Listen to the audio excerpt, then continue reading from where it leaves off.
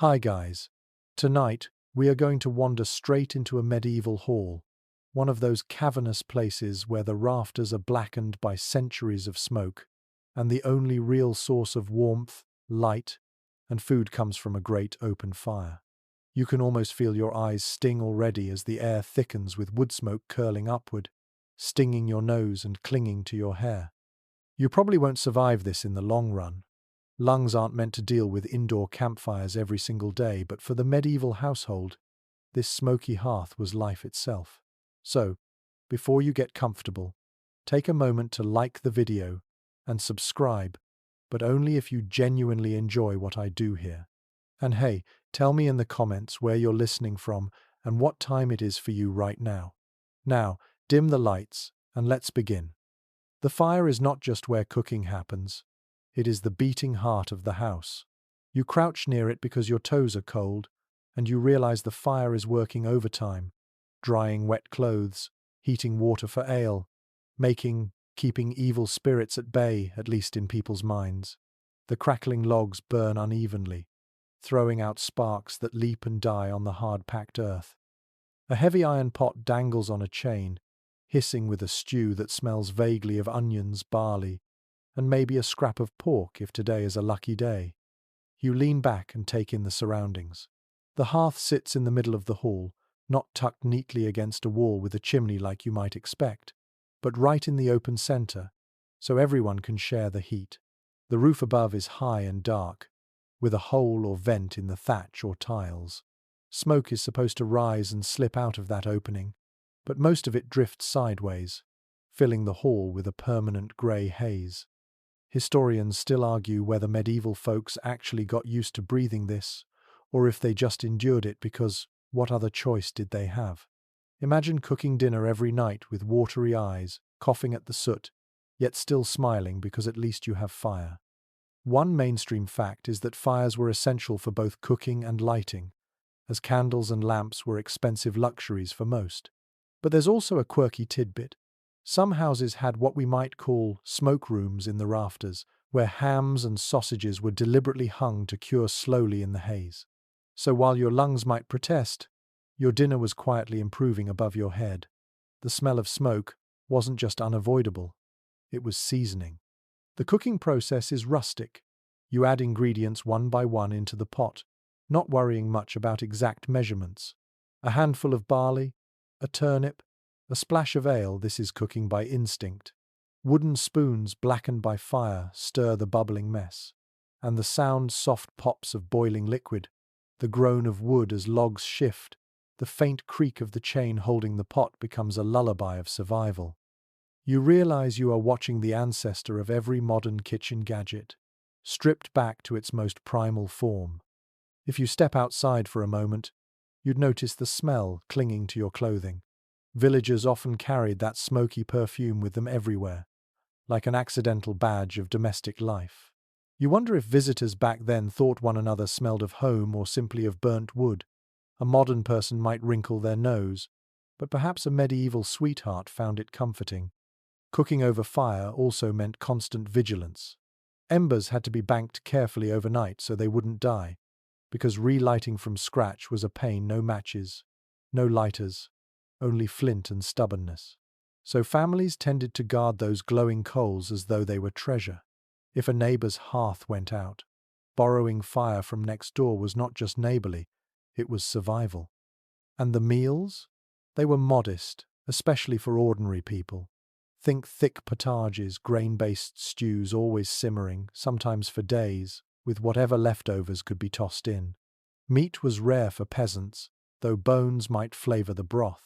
Bread might accompany the dish if you had flour, but often it was rye or barley bread, dense and dark, rather than fluffy white loaves reserved for the wealthy. Eating meant tearing a hunk of this heavy bread, dunking it into the communal pot, and hoping the piece softened enough to chew. Picture the children sitting nearby, warming their hands, waiting for supper.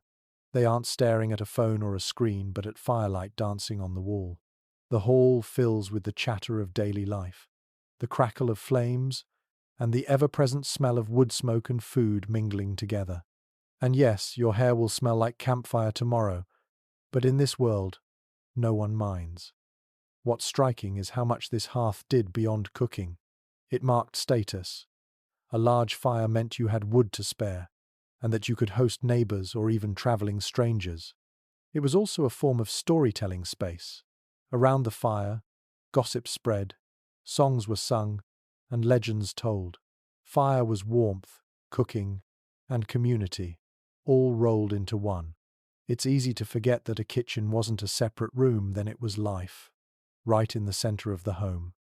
You can hear the sigh of the pot as it bubbles, smell the tang of onions softened in fat, and sense that medieval people didn't just cook here, they survived here. As sparks rise toward the beams, you glance upward and see shadows shifting, flickering, and suddenly the whole hall feels alive. Fire paints your world orange and black, and the medieval cook's world was no different. It's strange to realize how modern kitchens, with all their clean counters and white tiles, are sterile descendants of this smoky, chaotic heart. Yet the comfort of food simmering, the togetherness of sharing a meal, remains the same. From here, the story will wander further into the smoky homes of the past, where not even chimneys could quite tame the fire. You're still blinking against the sting of smoke, but tonight you shift your gaze upward, trying to figure out how medieval people even tolerated such conditions. Cooking without chimneys, this is the next challenge you face, and it's not a small one. You rub your eyes, cough into your sleeve, and wonder how anyone could stand to eat in the same room where the ceiling dripped with soot and the air felt heavy like fog. The houses you wander into are modest, built of timber and daub, with thatched roofs and tiny windows that barely let in light. There is no graceful brick chimney pulling smoke away, no clever system to keep the air clean. Instead, the hearth sits open in the middle of the floor, its fire glowing bravely, while the smoke is supposed to drift upward toward a hole cut into the thatch. Sometimes it escapes, sometimes it doesn't. On bad days, smoke lingers like an uninvited guest, forcing you to crouch low, close to the ground, where the air is clearer. One mainstream fact is that chimneys were rare in early medieval homes and only became more common toward the later Middle Ages, especially in wealthier households. But in most peasant cottages, smoke vented poorly, staining everything it touched: rafters, walls, and even your lungs. Scholars still debate whether these smoky interiors led to chronic health problems, or if people simply acclimatized, their bodies adapting in ways modern medicine doesn't quite understand. As you squint through the haze, you notice the quirky solutions people tried. Some families hung woven mats or wooden hoods above the fire to guide smoke toward the roof hole, though these contraptions often caught fire themselves. Others leaned planks at angles to coax the smoke, making the room look more like a makeshift construction site than a cozy home. And then there were the clever peasants, who built small smoke lofts just under the roof, improvised chambers where not only meat was smoked, but sometimes family members slept, since insects avoided the suffocating haze. Imagine explaining to a guest that the attic isn't just for storage but doubles as a mosquito-free bedroom. You feel the texture of soot under your fingertips when you brush a rafter. It's sticky, oily, impossible to wash out completely. Clothes smell permanently of smoke, hair carries the scent, even bread baked on the hearth tastes faintly of char. You shift uncomfortably, realizing that no matter how hard you try, there's no escape. Yet people thought of it differently. Smoke was part of life, a seasoning, a disinfectant, even a guardian. Some believed it chased away evil spirits, and if your house smelled like it, you were safe. Children scamper around the fire, their eyes watering as much as yours, yet they don't complain. For them, this is simply the atmosphere of home. The faint crackle of wood is their lullaby, the smoky haze their nightlight. You feel your own shoulders droop, imagining how exhausting it must have been for mothers to stir pots in this environment, coughing gently but never pausing, because meals needed to be prepared no matter what. When you peek into wealthier houses, the story shifts. Here, Rudimentary chimneys begin to appear, massive stone shafts that pull the smoke more effectively, though still imperfectly. These are early innovations, expensive and reserved for manors or castles. For most villagers, the idea of a chimney feels like magic, as unattainable as owning a golden goblet. You sit quietly and let the irony sink in. The very thing you take for granted in your own home, the luxury of breathing clean air while cooking, was once a mark of social rank. Another small oddity strikes you. Because of the smoke, walls inside homes turned black, becoming what we'd call a patina. Some scholars say this might have acted like primitive insulation, sealing tiny cracks in the walls. Others suggest it simply made the house look gloomier, darker, and more oppressive. You wonder if families felt embarrassed or proud of their blackened beams. Was it a mark of age, of survival, of a home that had stood through winters and wars? Or was it just an annoyance, tolerated because, well, what else could they do? You kneel again near the hearth. The pot swings gently, bubbling with pottage, while shadows waver on the wall. Your eyes are sore, and your throat feels raw. But you understand now that cooking wasn't just a task, it was endurance. You had to fight the elements inside your own home, fight the smoke with patience and routine. To the medieval mind, this wasn't torture, it was simply living. You close your eyes and imagine the nights when storms raged outside. Rain leaks through the thatch, hissing as it hits the fire. Smoke thickens. You cough harder, but you hold on to the embers as though they were gold. The fire flickers. The food cooks slowly, and the smell of barley and onion fights through the haze to remind you why you endure it. Even in the smoke, comfort waits in the bowl. The truth settles in like ash on your skin. Cooking without chimneys wasn't a flaw of design, it was the only design most people could afford. A smoky room wasn't failure, it was home. You rub your eyes one last time, and the haze fades into the rhythm of normality. The story continues, and the fire burns on. You blink through the smoke again, and your attention drifts downward, toward the tools clattering beside the fire. Cooking in a medieval home didn't rely on polished countertops or whirring blenders, but on a small arsenal of stone, clay, and iron objects that look simple yet feel almost alive in your hands. You reach out and your fingers brush the cool surface of a clay pot, rough and uneven, shaped by hand on a wheel or sometimes pressed together without one. The surface is darkened where flames have licked it, a map of past meals etched into its pores.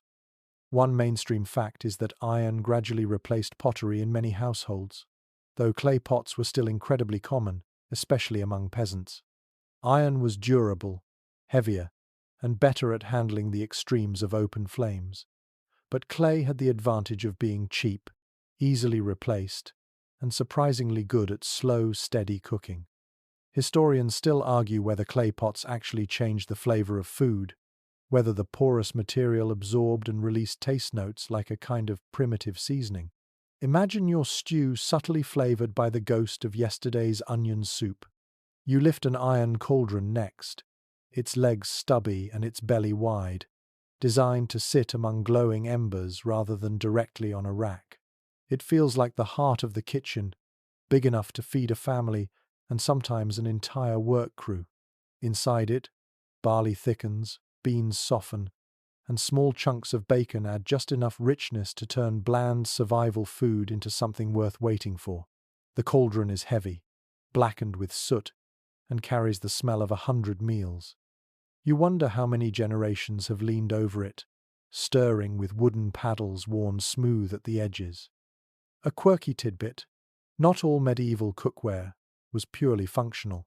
Archaeologists have uncovered cauldrons and pans decorated with faces, animals, or geometric patterns, tiny flourishes that made even the humblest meal feel ceremonial. It's as though the pot itself was part of the storytelling, staring back at you while you stirred, reminding you that food and ritual were never far apart. Your gaze shifts to frying pans, long-handled iron tools with shallow bowls, designed to hold flatbreads, pancakes, or a quick fry of eggs if you could afford them. These pans had handles so long that they could be held from a safer distance. A clear reminder that fire wasn't tamed but wrestled with. The hiss of fat hitting the pan fills the hall with a satisfying crackle, and suddenly you realize that medieval ears, too, delighted in the music of cooking. Stone mortars and pestles sit nearby, essential for grinding herbs, mustard seeds, and nuts. The rhythm of grinding echoes through the hall, a steady thud that feels hypnotic. Salt crystals shatter under the pestle, spices release their perfume, garlic is pounded into paste. It's slow, deliberate work, but also strangely calming. You picture someone sitting by the fire, rhythmically pounding, humming to themselves, preparing the flavors that would transform a bubbling pot into something memorable.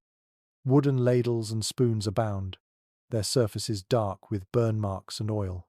A spoon isn't just a utensil here, it's a lifeline, the connection between the pot and the people. Families might share one ladle, dipping directly into the cauldron, tasting and testing. It isn't the sanitized world of separate plates and forks, you know. It's communal, intimate, and sometimes messy. And if a spoon breaks, you simply carve another from nearby wood. Tools were expendable, yet also deeply personal. In the corner you spot clay jugs and pitchers, their mouths wide, sometimes covered with wax or cloth. These held ale, milk, or broth, each one slightly different, like siblings in the same family. Their curves feel organic, earthy, like holding a piece of the ground itself. And of course, knives. Every household had them, not just for food but as all-purpose survival tools. Some were broad, others narrow, some double as daggers if needed. Cutting meat, chopping herbs, carving bread, all required a sturdy blade. And though you imagine great iron cleavers, many kitchens relied on smaller knives, sharpened frequently, cared for like trusted companions. You glance around and see that none of these tools are organized neatly in drawers. They're scattered, leaning against the hearth, lying on benches hung from beams. The medieval cook didn't separate kitchen space from living space. Tools were part of life's clutter, resting beside spinning wheels, stools, and boots drying by the fire. What lingers in your mind is the intimacy of these objects. Each pot, pan, or spoon carries scars of use, scratches, burns, chips, repairs. You sense that families rarely threw things away unless they were truly broken. A cracked pot might be patched with metal staples, a dented pan hammered back into shape.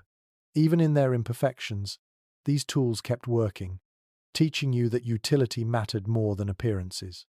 Close your eyes for a moment and imagine the symphony. The clang of iron against stone, the soft scrape of wood on clay, the bubbling of stew, the steady thud of a pestle, and the occasional hiss of fat leaping out of a pan. This was the orchestra of daily survival. It lacked precision but not rhythm. It lacked polish but not heart. And in the smoke-filled hall, with blackened rafters overhead and tools strewn around, you recognize a truth. Modern kitchens might gleam with stainless steel, but the medieval cook had everything essential. Fire, pots, knives, spoons, no timers, no gadgets, no electricity, just patience, muscle, and a handful of objects that carried centuries of meals within their walls. You wander away from the smoky hall and follow the faint sound of voices outside.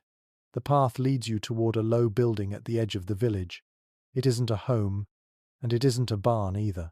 This is the communal bakehouse, and you can already smell the yeasty sweetness wafting into the air long before you see the oven itself. Imagine a great domed structure, brick or clay, glowing with the heat of an earlier fire, its walls so hot that they radiate warmth like the sun itself. Here is where bread, the backbone of medieval diets, is truly born. One mainstream fact is that many villages in medieval Europe shared these bakehouses rather than having private ovens in each home. Wood was costly, ovens took skill to build, and the danger of fire was always present. So it made sense to centralize the work. Families would knead dough in their cottages, then carry the loaves wrapped in cloth or nestled in baskets down to the bakehouse, each loaf carefully marked with a distinctive slash or symbol.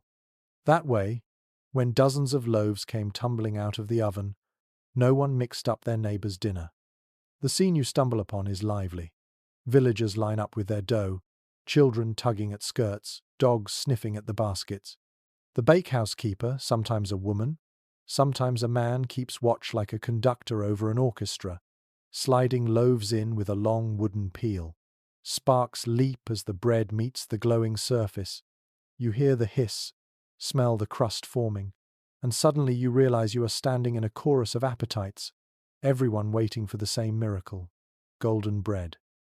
And yet, there's a quirky tidbit. Not all communal ovens were free. In many towns, lords or abbeys owned them, charging villagers a fee to use them, sometimes in coin, sometimes in a portion of the loaf. Imagine kneading bread only to watch a chunk of it vanish into someone else's hands before you even get a bite. The oven was as much about control and economy as it was about food. Scholars still discuss whether this system helped communities bond or created tension. On one hand, the bakehouse was a hub of gossip, a place to share news while waiting for loaves to bake. On the other, resentments surely bubbled when fees were high, or when the oven master favoured one family over another. You wonder how many rumours about neighbours were born right here, whispered between yawns as smoke drifted lazily from the chimney. You kneel beside a basket and peek under the cloth. The dough is rustic, heavy with rye or barley, darker than the fluffy loaves you know. White bread, made from fine wheat flour, was rare and expensive, reserved mostly for nobility and monasteries. For peasants, bread was dense, chewy, sometimes gritty with bits of husk or sand from rough milling. Bite into it and you'd taste not just grain but also the grindstone itself. Yet this bread was life-filling, dependable, and far more sustaining than thin stews alone. The process itself is almost ceremonial. Once the oven is blazing hot, the fire is scraped out, leaving embers glowing on the ground. The floor of the oven is swept clean with a damp mop of rags or even leafy branches. Then the dough slides in, the heavy door is shut, and time itself slows. Families wait outside, leaning on baskets, trading stories. You hear laughter, groans about taxes, talk of weather, of who owes whom a debt. This isn't just baking, it's community theatre. When the loaves emerge, the smell is heavenly. Crusts crackle, releasing a steamy sweetness. Children cheer, adults smile, and suddenly the whole village feels lifted by something as simple as bread. You imagine tearing off a piece while it's still too hot, burning your fingers but not caring, because this is warmth you can eat. A final odd note: stale bread wasn't wasted. In fact, it had a second life. Thick slabs of yesterday's loaf became trenchers, edible plates that soaked up stew and grease before being eaten or tossed to the dogs. Bread wasn't just food, it was also furniture, tableware, and sponge. No wonder medieval people revered it. As you step back from the bakehouse, the smell lingers, clinging to your clothes, sweeter than smoke yet just as permanent. You realize the oven wasn't only a machine for bread, it was a machine for community, keeping the rhythm of village life steady as each week rolled on. And as the crowd drifts homeward, carrying their loaves, you follow, already hungry for the next story. You return to the manor hall, this time drawn not to the hearth itself, but to the curious contraption turning slowly before the fire. It's a spit, long and iron, and skewered upon it is a haunch of meat glistening with fat. The slow rotation ensures it cooks evenly, juices dripping with a hiss into the pan below. Your mouth waters at the scent, but then you notice something stranger. The spit isn't turning on its own. Someone or something is powering it. One mainstream fact is that roasting meat on a spit was one of the most prestigious methods of cooking in medieval times, especially for nobles. It was costly in fuel and meat, and required constant attention, making it more of a display of wealth than an everyday reality. But the spit wasn't magical, it demanded labour, and that labour often fell on the shoulders of the lowest in the household hierarchy. Your eyes settle on a tired boy crouched near the fire. He grips the handle and turns the spit slowly, again and again, for hours. His cheeks are flushed from the heat, his eyes glazed with boredom, but he dares not stop. If he slows, the Lord's dinner might burn. These children were often called Turnspit boys, and their lives were monotonous, filled with endless circles of a handle. It's a sobering sight, realizing that a feast's grandeur rested on the exhaustion of a child. Historians still argue whether these boys were truly bonded servants, apprentices, or simply expendable children from poor families, hired for a pittance and discarded when they grew too tall to crouch. Yet here comes the quirky tidbit: not all spits were turned by humans. In some households, especially later on, small dogs were bred specifically for the task. These turnspit dogs ran inside wooden treadmills or wheels mounted near the hearth, their tiny paws propelling the spit forward like furry engines. The sight must have been both comical and sad, panting animals powering roasts while noble guests laughed and drank nearby. Some accounts even say the dogs were swapped out like cogs, one replaced by another when it grew tired. Imagine the barking chorus echoing through a smoky kitchen. The spit itself was an engineering marvel of its day.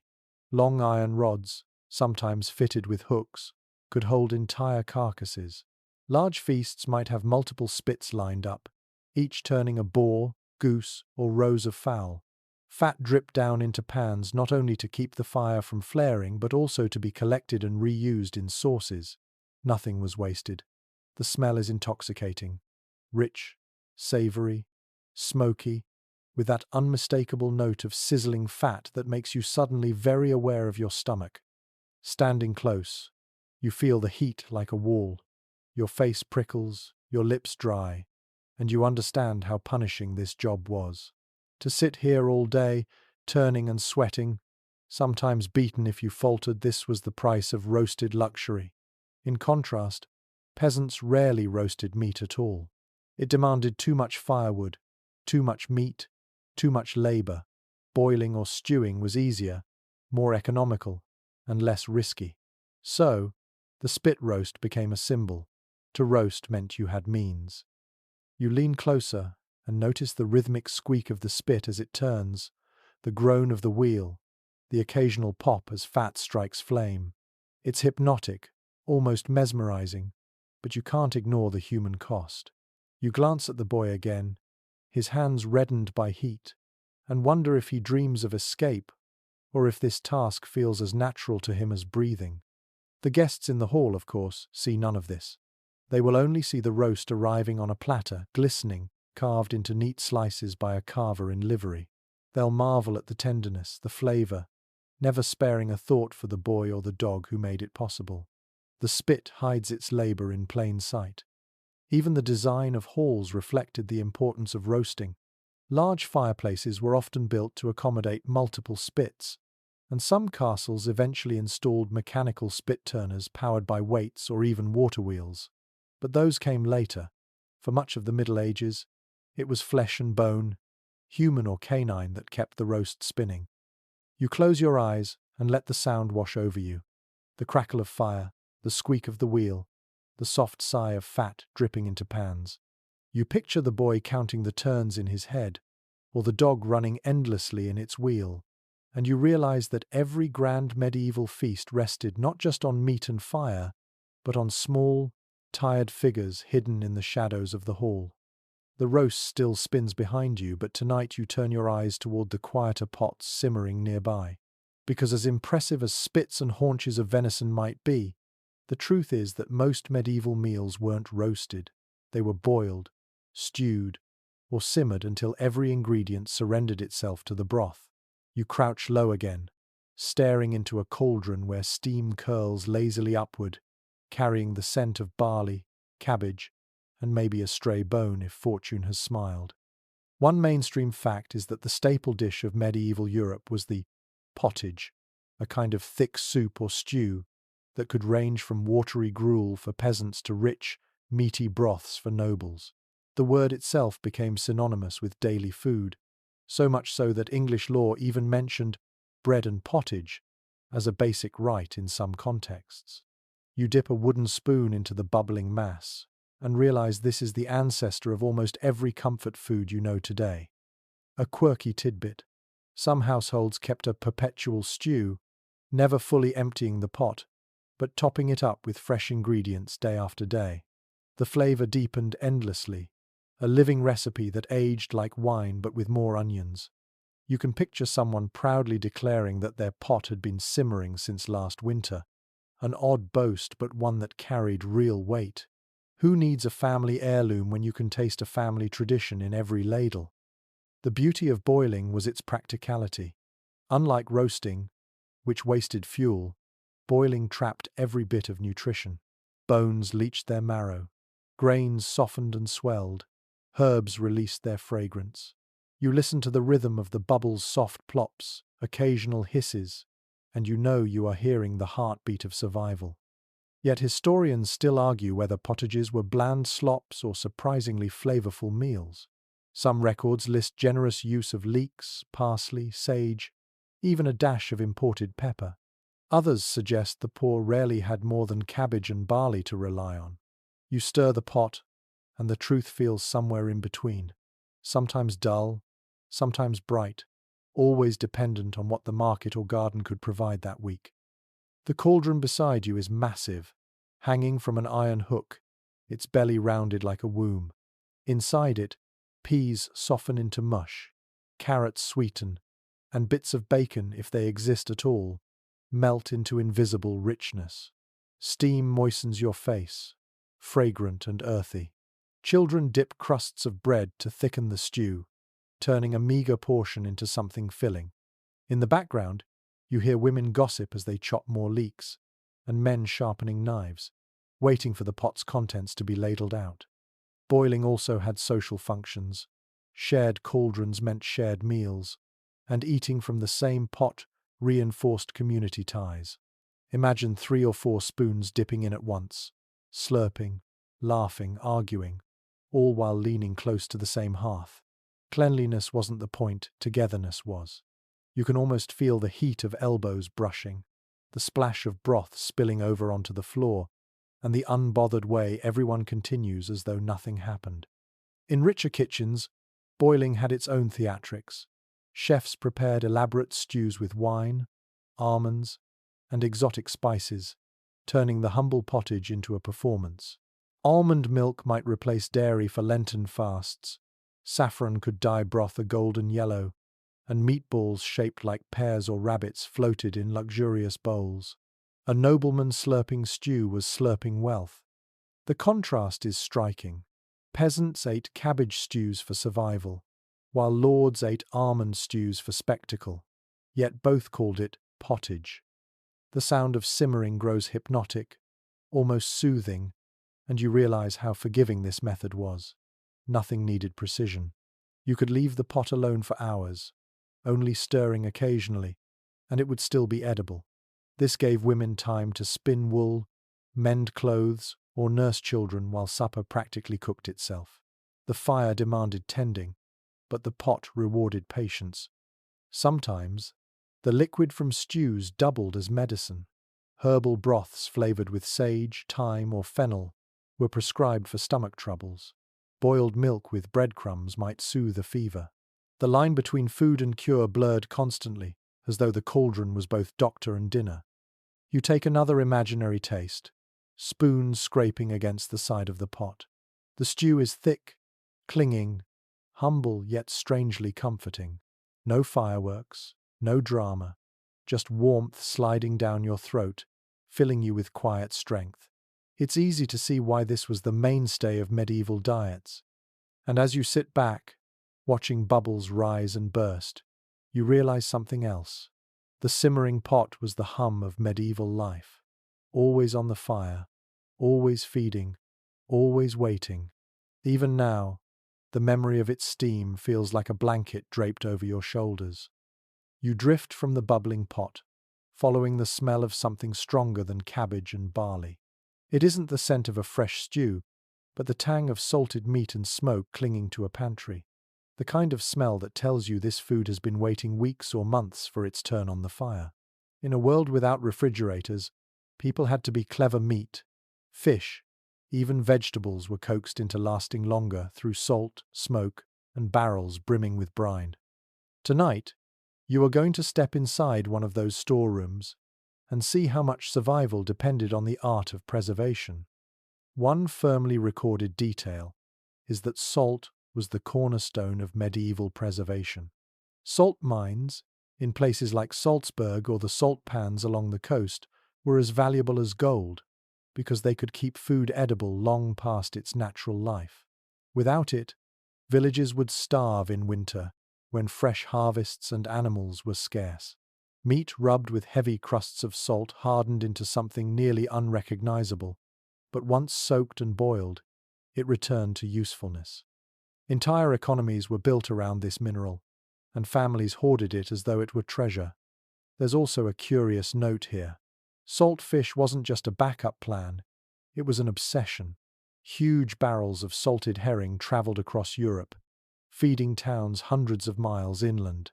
People spoke of the North Sea as though it were a pantry itself, endlessly supplying fish that could be packed into casks and traded for grain, wool, or even spices. You picture a cart creaking into town, its barrels smelling strongly enough to alert your nose before your eyes spot it. For peasants, this was the taste of Friday dinners, church-mandated fast days, and winter survival all in one. But opinions continue to differ among scholars about how pleasant or miserable these preserved foods really were. Was salted beef just a chewy necessity, endured with a grimace? Or did families grow genuinely fond of its flavor, seasoning it with herbs to soften the harshness? Some records suggest wealthy households prized smoked hams and salted eels, even serving them at feasts. Others describe common folk complaining that their winter diet was a monotonous cycle of barrel meat and stale bread.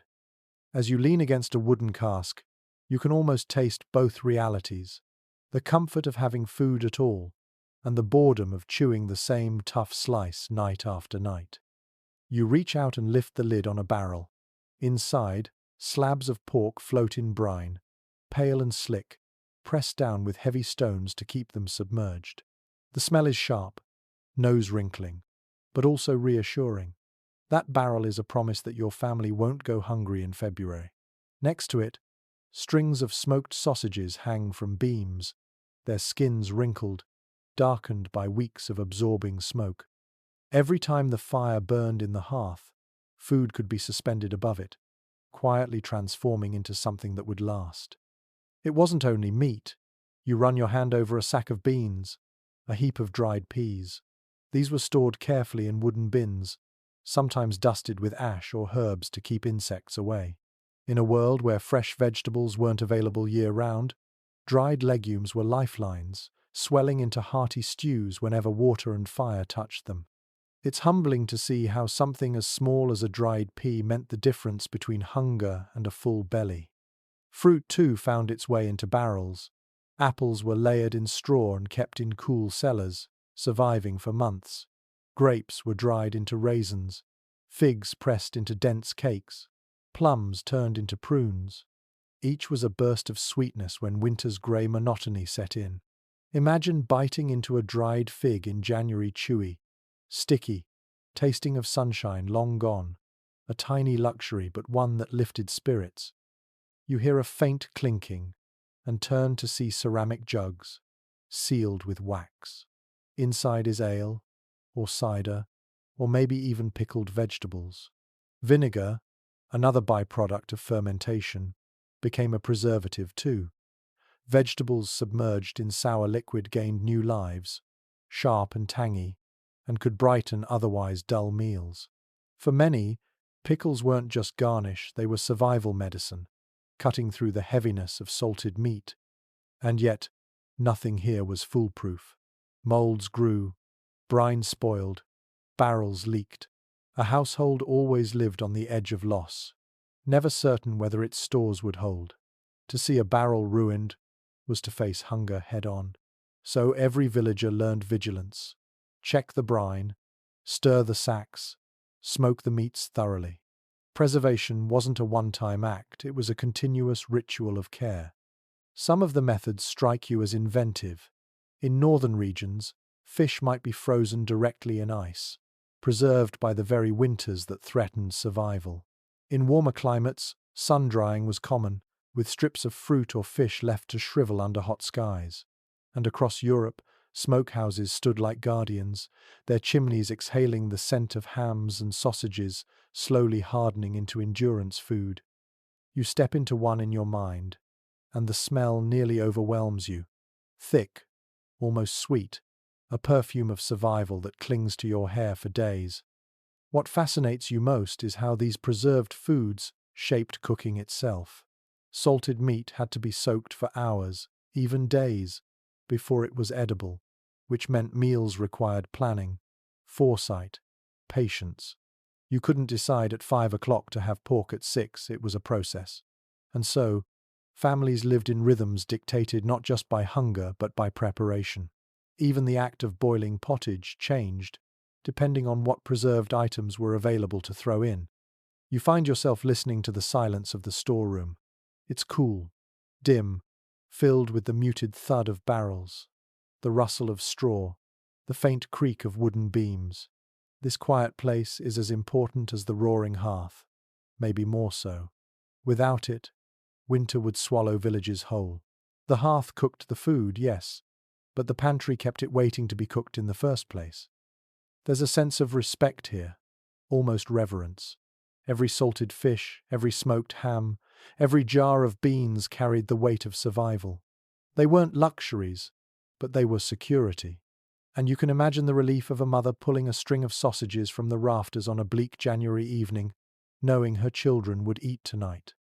As you step out of the pantry, blinking into daylight again, you notice how different the air smells.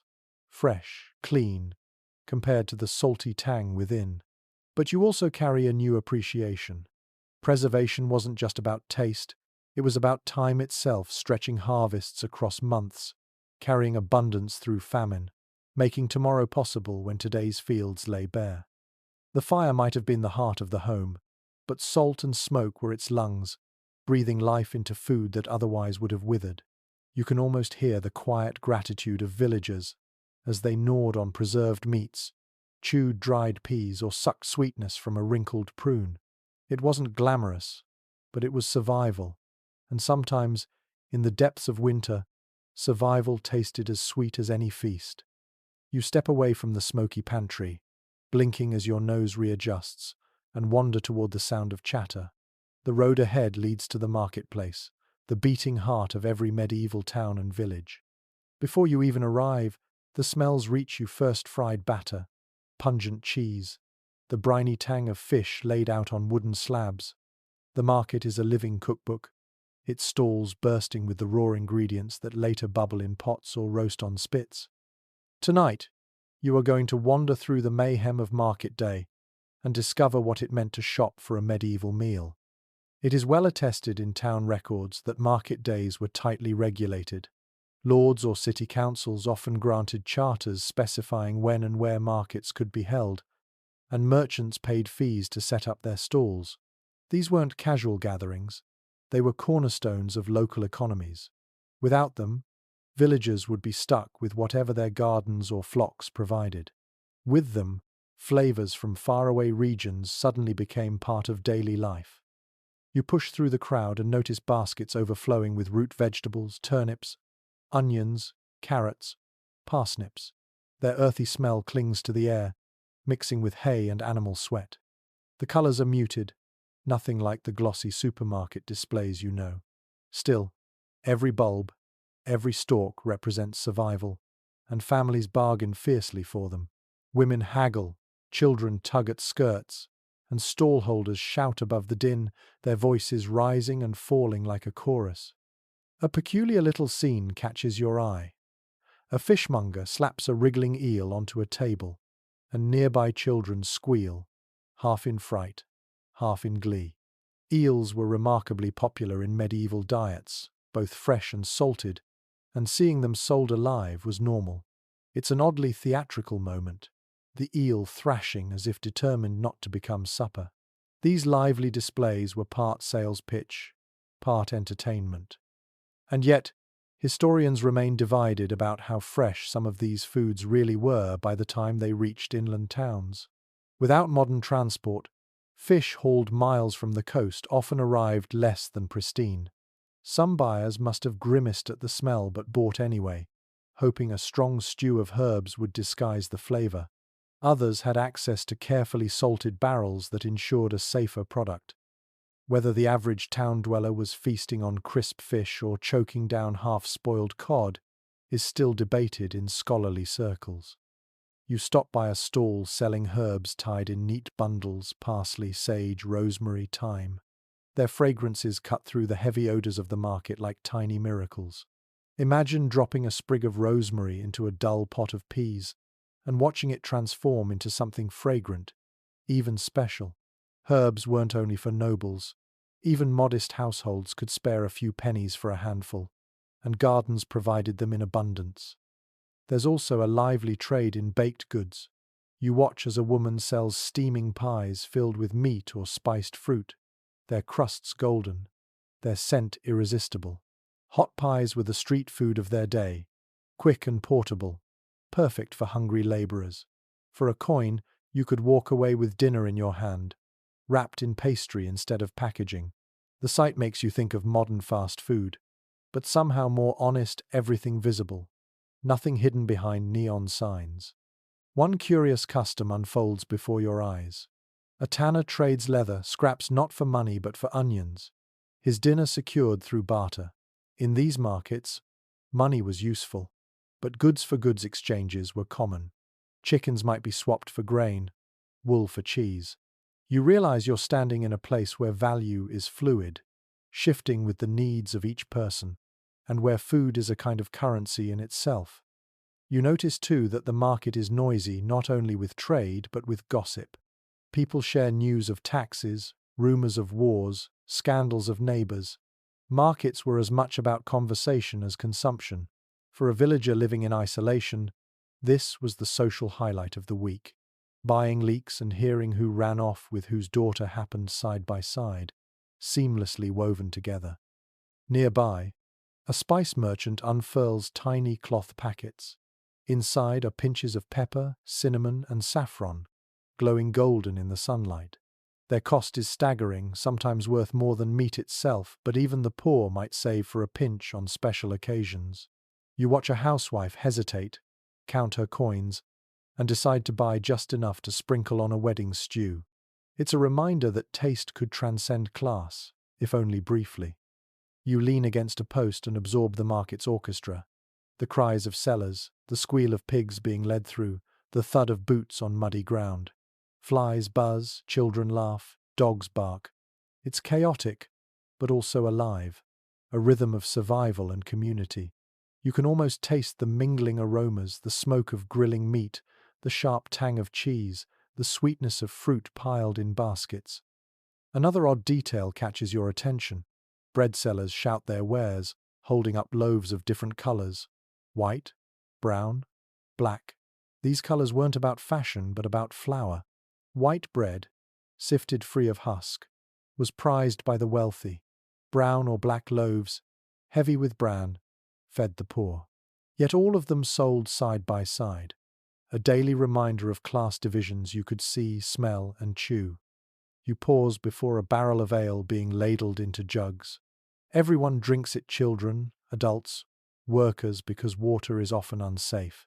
The ale is weak but nourishing, carrying grains' calories as well as their flavor. You sip and find it sour, yeasty, but oddly refreshing after the dust and clamor. Drinking it reminds you that markets weren't only about solid food, they were also taps of liquid life. As the day wears on, the stalls begin to thin. Merchants pack up unsold goods, sweeping vegetable scraps into piles, sometimes feeding them to pigs waiting nearby. The ground is muddy, littered with straw, fish guts, and apple cores. You step carefully, imagining how the smell must intensify by evening. For the townsfolk, this chaos is normal, even reassuring. Mess means plenty. Silence would mean famine. When you finally step back from the marketplace, your arms are metaphorically full. Onions for stew, a loaf of brown bread, maybe a tiny pouch of pepper if you can afford it. You leave behind the noise but carry the memory of its smells, its shouts, its energy. And you realize that cooking in medieval times didn't begin at the hearth, it began here, in the clamorous exchange of goods and voices. Without the market, there would be no stews, no pies, no roasted meats, just gardens, just monotony. The market injected variety into life, even if that variety sometimes smelled suspiciously of half-spoiled fish. The road away from the stalls grows quieter, and the sounds fade behind you. But you can still hear echoes, the clatter of coins, the cry of fresh eels, and you understand that these markets weren't just about eating, they were about living, connecting, gossiping, surviving together. And in that noisy exchange, medieval cooking began to take shape long before the first pot was ever stirred. You step away from the crowded market square and into a quieter corner of the village, where the air smells different, less of fried batter and fish, more of damp earth and crushed green leaves. Here, you find the gardens that kept medieval kitchens alive, long after the market stalls closed. Every cottage, if it had even a scrap of soil, boasted a patch of cultivated plants.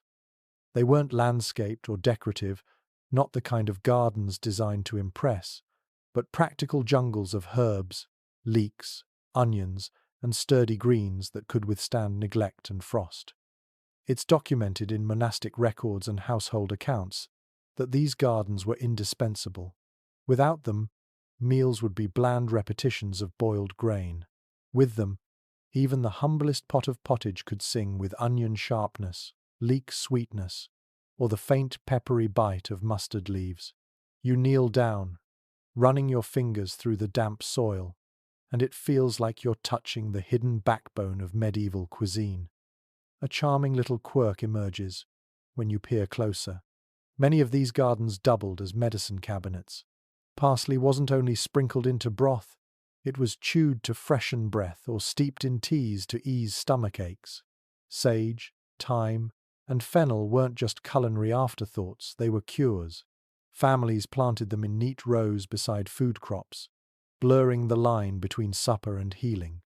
You picture a housewife plucking mint to season lamb and, in the same motion, drying sprigs to soothe coughs in winter. Experts remain divided on how varied these gardens actually were. Some argue that most peasant plots offered little beyond onions, cabbages, and leeks, with variety reserved for wealthier households. Others point to evidence of peasants tending surprisingly complex herb patches, including dill, chives, and even exotic plants introduced by monks. You tilt your head, imagining both scenes, one garden sparse and humble, another buzzing with herbs fragrant enough to rival a modern kitchen. The truth probably lay somewhere in between, shifting from village to village. You stand before a row of leeks. Their long green stalks are sturdy, resilient against cold weather, and endlessly versatile. Chopped into stews, boiled on their own, or even wrapped in pastry for wealthier tables, leeks were beloved. They appear in countless medieval recipes, proving that something simple could be turned into something satisfying again and again. Nearby, cabbages sit heavy and round, their outer leaves streaked with dirt. To you, they look ordinary, but to medieval cooks, they were treasure cheap, filling, and capable of stretching thin soups into something hearty. As you crouch closer, you hear the faint buzzing of bees hovering over blossoms. The garden isn't just about food for humans, it's an ecosystem. Herbs like thyme and sage attract insects, helping pollination. Children play nearby, their fingers sticky from pulling up carrots, nibbling them raw despite the soil clinging to the roots. The air hums with quiet domestic life, far removed from the clamour of the market. You notice, too, the deliberate placement of plants. Tall herbs at the back, short leafy greens at the front, all carefully organised so that nothing shades out its neighbour. It isn't a random scatter, but a thoughtful system passed down through generations. Even the paths between beds are narrow, just wide enough for one person to shuffle sideways with a basket. Efficiency over elegance. Another curious custom appears when you see marigolds blooming along the garden edges. These weren't purely ornamental. Their petals were plucked and added to soups for color, mimicking saffron at a fraction of the cost. Imagine sprinkling marigold petals into a bland broth and watching it glow golden, fooling guests into thinking the dish was richer than it was. A splash of beauty, a dash of deception. In wealthier households and monasteries, gardens expanded into miniature farms. Monks cultivated not only the usual onions and leeks but also rows of herbs for brewing medicinal syrups. They kept records of which plants thrived and shared cuttings with travelers, spreading flavors across Europe. A monastery garden might include exotic plants like coriander or even early versions of lettuce, luxuries compared to a peasant's cabbage patch. The soundscape here is soothing compared to the market. You hear chickens scratching at the dirt for worms, the soft rustle of leaves in the breeze, the occasional plop as a gardener pulls up a beetroot. You can almost taste the sharpness of fresh sorrel leaves on your tongue, lemony and bright. If the hearth was smoky chaos, the garden is quiet abundance. Yet the garden wasn't infallible. Droughts, frosts, or pests could wipe out crops in a single season. Families depended on these patches, and when they failed, hunger crept in quickly. You imagine the worry etched into a mother's face as she surveys withered plants, knowing the pottage will be thinner this winter. The fragility of survival is written in the soil itself. Still, when gardens thrived, they were lifelines. Herbs transformed plain grains into meals worth eating. Greens provided vitamins, unknowingly guarding against sickness. And every plant represented control in an uncertain world. You pick up a sprig of thyme, crush it between your fingers, and inhale. The smell is sharp, earthy, unforgettable. You realize this scent is the signature of medieval kitchens, fresh, resilient, simple. As dusk falls, villagers bend over their plots, pulling weeds, watering with buckets, tying herbs into bundles to hang in rafters. Smoke from the hearths mingles with the fresh, green perfume of the gardens, creating a scent both homely and enduring. You step back onto the path and glance once more at the rows of leeks, the marigolds glowing faintly in the fading light.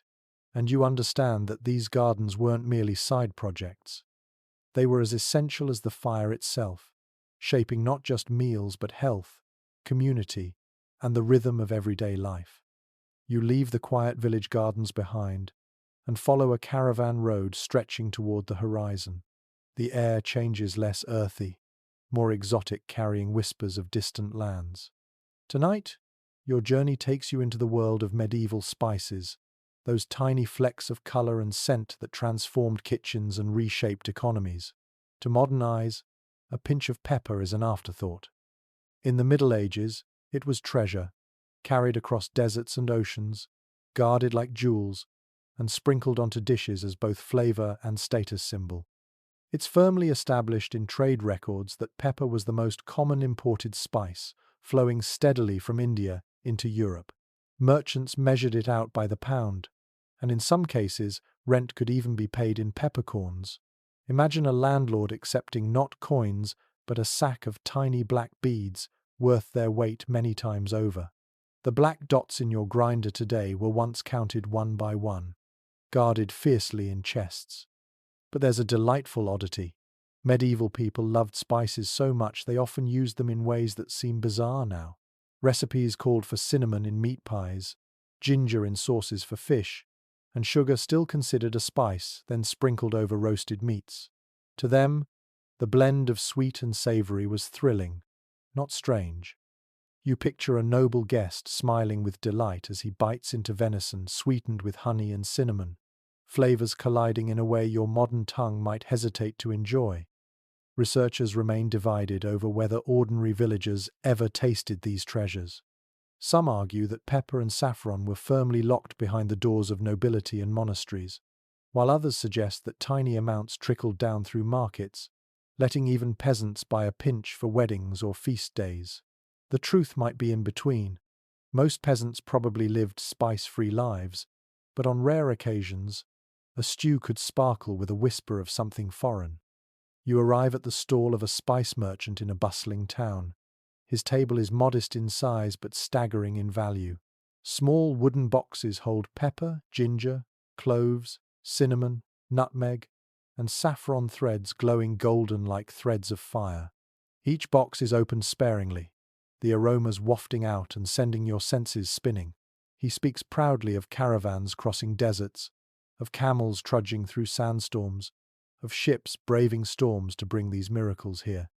Buying from him isn't just purchasing flavor, it's buying into a story of adventure. Saffron, in particular, dazzles you. Its strands are so light they weigh almost nothing, yet they cost more than gold by the ounce. To stretch it further, some merchants cheated, dyeing other plants yellow and mixing them in. Buyers had to squint carefully, hoping they weren't tricked. Imagine the frustration of spending half a year's wages only to discover your saffron was a fraud. Still, saffron's vivid color transformed soups and sauces, making them glow like liquid sunshine, a theatrical effect as prized as the taste itself. Cloves and nutmeg came from far-off islands, so remote that Europeans barely knew where they were. To taste them was to taste mystery. A noble might serve spiced wine, steaming and fragrant, as proof of wealth and sophistication. Guests would sip and nod approvingly, never asking how many sailors had died along the way to bring those spices into the cup. And sugar, yes, sugar wasn't yet the everyday sweetener, you know. It was cut into hard cones, shaved off in chunks, and treated as a medicine as much as a flavor.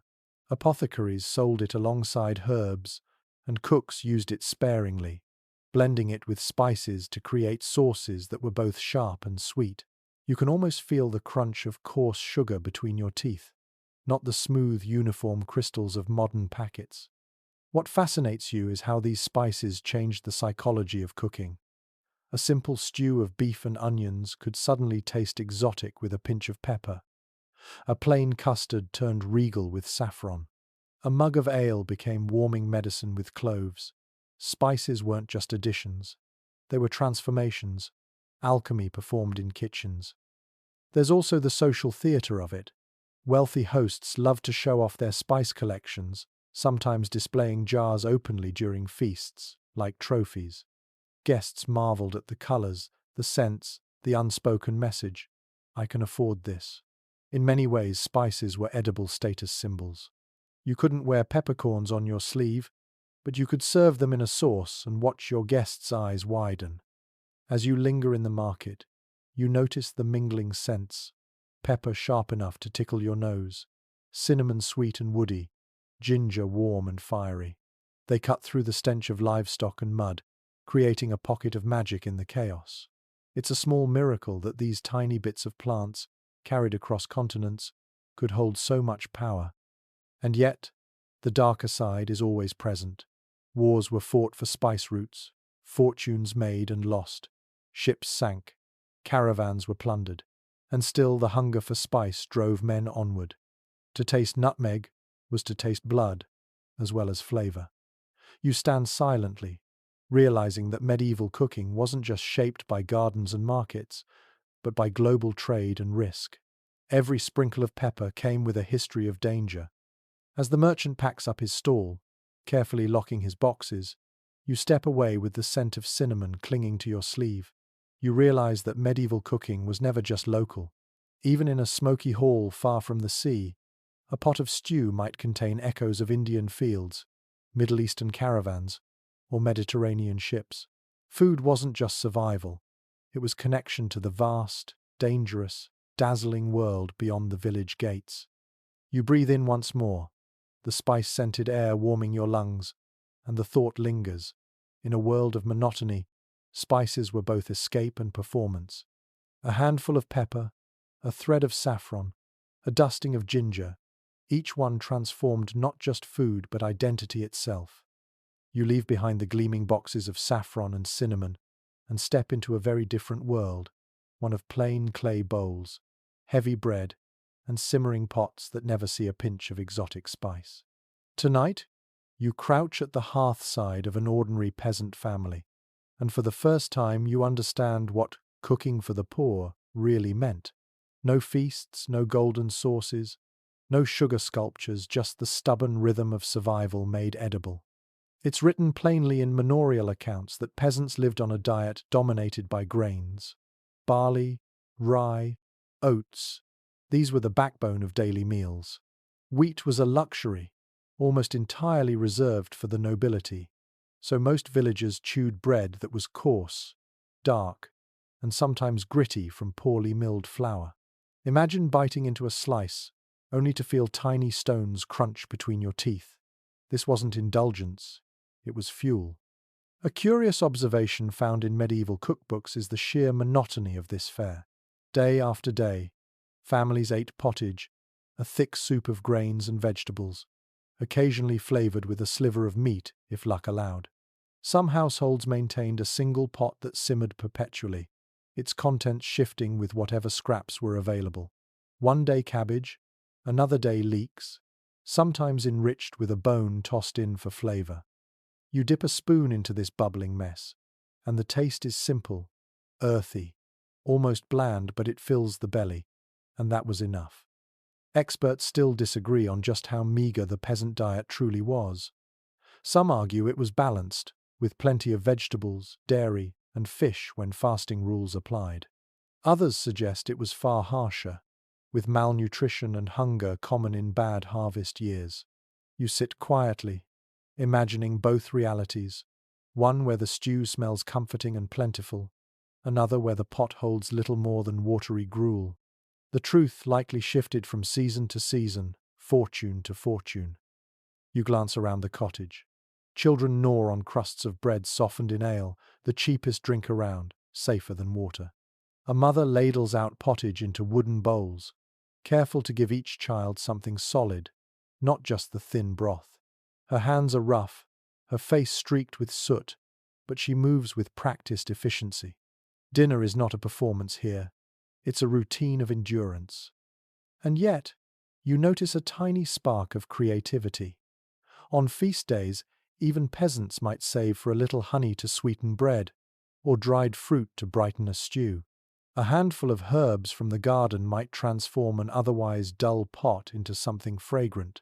It wasn't luxury, but it was enough to remind the family that joy could still fit inside a bowl. In the corner, a small jug of milk rests, thin and slightly sour. Dairy was common in rural diets, curds, cheese, butter when possible. Not the creamy richness you expect, but modest portions stretched carefully. Cheese, hard and salty, could last months and accompany bread as a meal in itself. Imagine the relief of unwrapping a wheel in midwinter and cutting off a wedge to share. Meat was rare, but not absent. Families might keep pigs or chickens, slaughtered only when absolutely necessary. More often, bones and scraps were bought cheaply or received as payment in kind, used to flavor otherwise vegetarian meals. You watch as a bone is tossed into the pot, sizzling briefly before sinking. It gives no meat but plenty of flavor, and everyone leans closer, hoping for a ladleful that touched it. Another oddity: peasants sometimes baked loaves mixed with acorns or beans during famine years, stretching flour with whatever could be found. These breads were dense, bitter, and hardly appetizing, but they kept people alive. You imagine the grim satisfaction of chewing acorn bread, each bite a reminder of scarcity and resilience. And then there's ale. Weak, often cloudy, but nourishing enough to sustain workers through long days. Children drank it too, since water was risky. Brewing was a household task, and the smell of fermenting grain was as familiar as smoke from the fire. You sip it in your mind, sour but oddly refreshing, and realize it was as essential to survival as bread itself. The soundscape here is quieter than the noble halls. No musicians, no clatter of silverware, just the gentle slurp of children eating, the soft crackle of the hearth, the creak of wooden spoons. There is intimacy here, a closeness forged by sharing from the same pot, by surviving together. You pause and reflect. While nobles dazzled with sugar sculptures, peasants built their strength on porridge and dark bread. It wasn't glamorous, but it was steady. And perhaps, in its own way, it was healthier too. More vegetables, fewer heavy meats, more balance born of necessity. It's ironic to think that the poor may have lived longer on cabbage than the rich did on venison. As the meal winds down, bowls are scraped clean, bread crusts licked free of broth. Nothing is wasted. Leftovers are poured back into the pot to mingle with tomorrow's ingredients. The fire burns low, children grow drowsy, and the scent of cabbage and barley lingers in the room.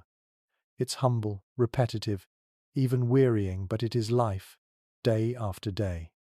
You step outside into the night air, listening to the muffled sounds of families finishing supper in their cottages. Smoke rises from chimneys, dogs bark faintly, and somewhere a baby cries. The village is small, the meals even smaller, but you sense an unspoken truth. Though these suppers lacked saffron and sugar, they carried the warmth of survival, and perhaps even the comfort of routine. You leave the modest cottages behind and follow the flicker of torchlight toward a castle's stone walls. Inside, the atmosphere is entirely different. Loud, crowded, extravagant.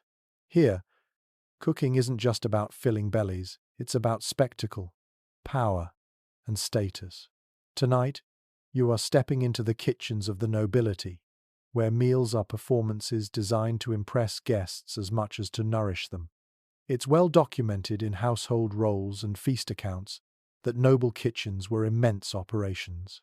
A great hall could host hundreds of diners, and feeding them meant teams of cooks, assistants, and servants working in concert.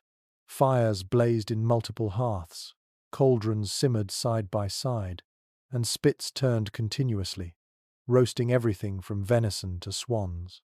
Food wasn't prepared quietly by one pair of hands.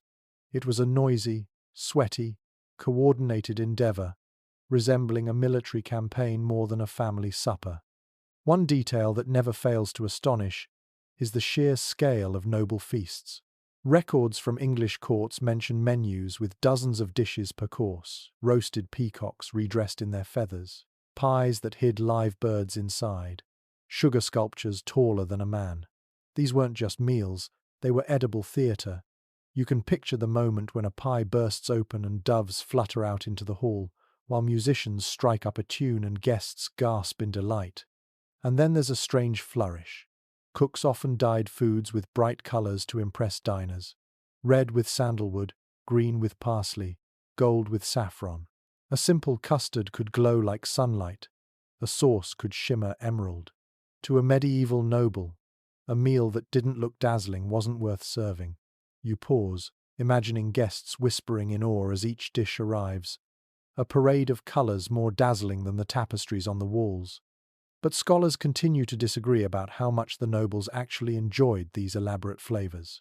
Some argue that the spice-heavy, sugar-laden dishes were more about status than taste, proving wealth by their sheer expense. Others suggest nobles truly developed palates attuned to sweet, savoury blends, craving cinnamon in their meat pies and ginger in their fish stews. You watch a lord spear a piece of gilded meat, chew thoughtfully, and smile. It's hard to know if he loves the taste or the attention it brings him.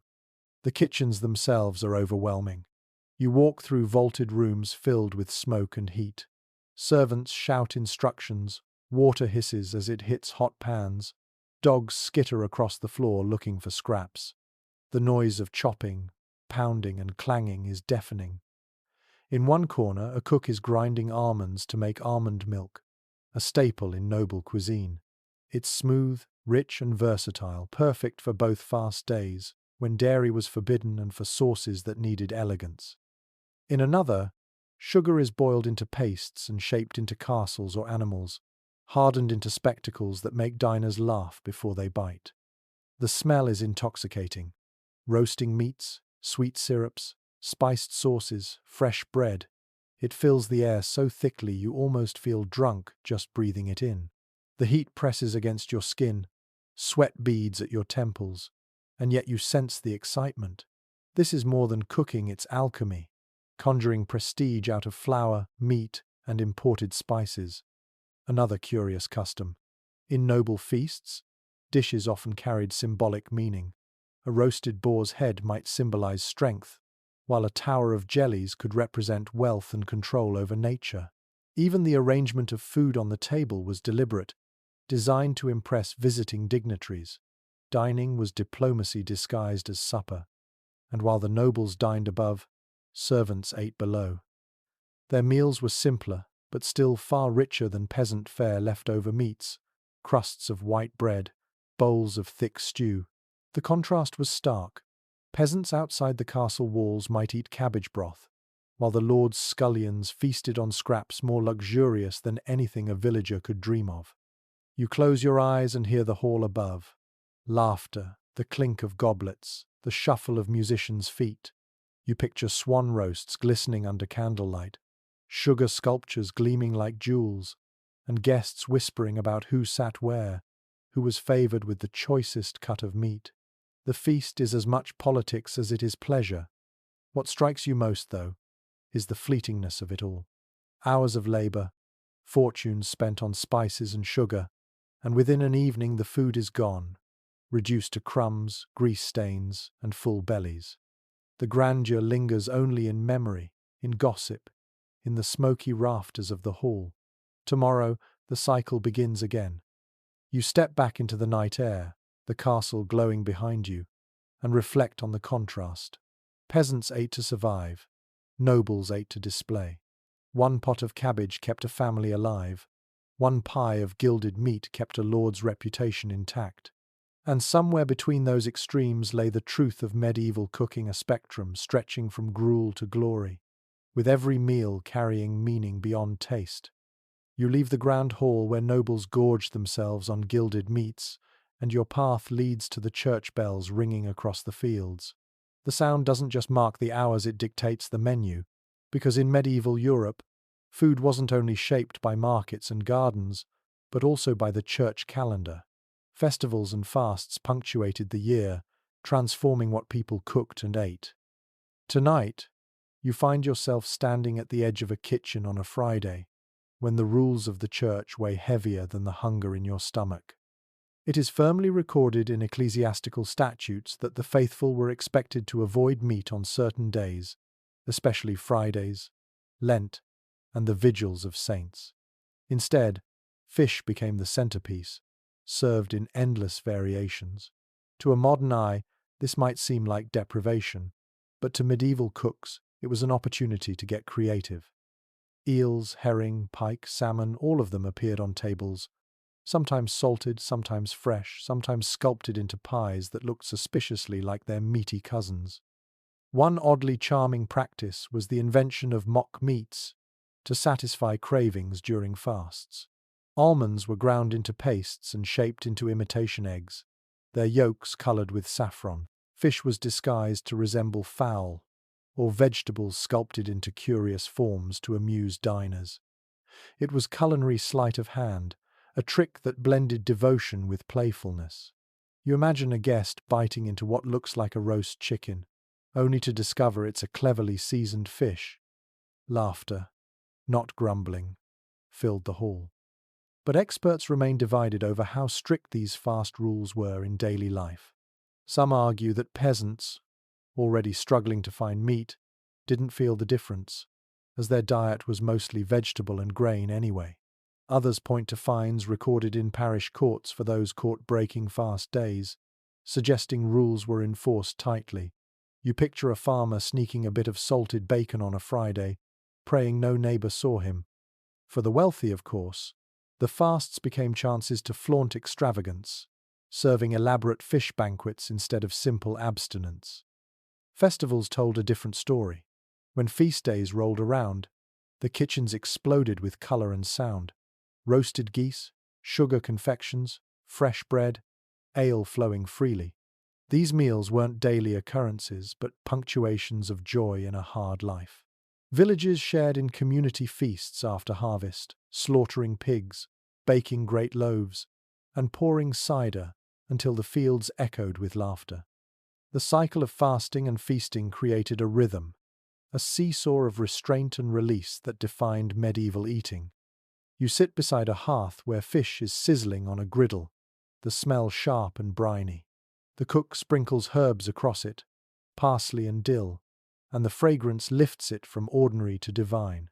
In the corner, a pot of almond milk simmers for a sauce, rich and creamy, proof that even fast food could be luxurious if you had the means. The hiss of fish against iron, the crackle of firewood, the faint chant of monks drifting through a window, all of it blends into a ritual, a meal tied as much to the soul as to the body. Children tug at skirts, waiting for their bowls. Bread is sliced, ale poured, and you watch as families bow their heads before eating. The food may be simple, but the moment feels sacred. To eat is not only survival, it's an act woven into faith, bound by rules that touch every bite. And yet, the festivals are louder, rowdier. Imagine the smell of roasted goose mingling with spiced wine, the sound of fiddles and drums, the heat of bodies pressed together in celebration. For a few days, hunger and restraint are forgotten, replaced with abundance and laughter. Tables groan under platters, hands reach eagerly, and the night stretches long with dancing. You feel the joy of it in your bones, a reminder that even in a world of scarcity, people found ways to feast. You lean back and see how the church calendar shaped not just what people ate, but how they thought about food. Abstinence taught humility, feasts taught gratitude, and the alternation kept life from becoming monotonous. It was as though the year itself was seasoned with holy rhythms, every fast and festival a spice in the stew of daily existence. When the bells ring again, the meal ends. Plates are cleared, scraps given to the poor, and the fire banked low. Outside, stars prick the sky. You walk away carrying the scent of fish and herbs, the memory of laughter from feasts, the hush of bowed heads before supper, and you realize that in medieval times, food wasn't just cooked, it was sanctified, restricted, celebrated. It was tied to belief as tightly as it was to hunger. The church bells fade, and now your nose leads you onward, this time toward the riverbanks where fishing boats bump gently against the shore. Medieval cooking relied on fish far more than you might imagine, especially because of fasting rules. But without refrigerators or freezers, keeping fish fresh was a constant battle. Tonight, you crouch beside baskets of slippery eels and barrels of salted herring, and you see just how ingenious people had to be to keep seafood on the table. It's clearly documented in trade ledgers that inland towns depended heavily on preserved fish. Rivers and lakes provided some fresh catches, but the majority of what people ate traveled long distances, packed in salt. The herring trade was particularly immense, so vast that some historians call it the medieval equivalent of the oil industry. Ships ferried barrels across the North Sea and Baltic, unloading them in ports where carts rattled inland for days or weeks. By the time those herring reached a small village, they were as much salt as fish, but still invaluable. One strangely fascinating practice was the construction of elaborate fish ponds on estates and in monasteries. Nobles and monks dug artificial ponds to keep carp, tench, and pike alive year-round, ensuring a steady supply for fast days. You picture a monk in his robe scattering crumbs across a pond, the fish wriggling to the surface.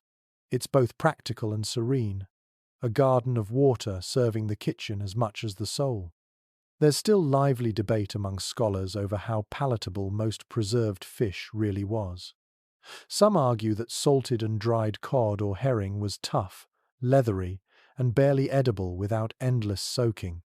Others suggest careful preparation, boiling. Stewing with herbs could restore flavor and texture.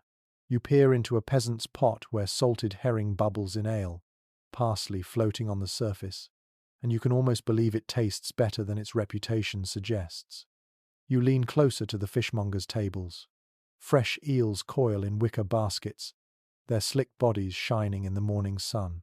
They're a delicacy in some regions, cheap in others, and endlessly versatile, fried, stewed, or baked into pies. The air hums with life. Gulls cry overhead. The river laps softly, and children squeal as they poke at wriggling fishtails.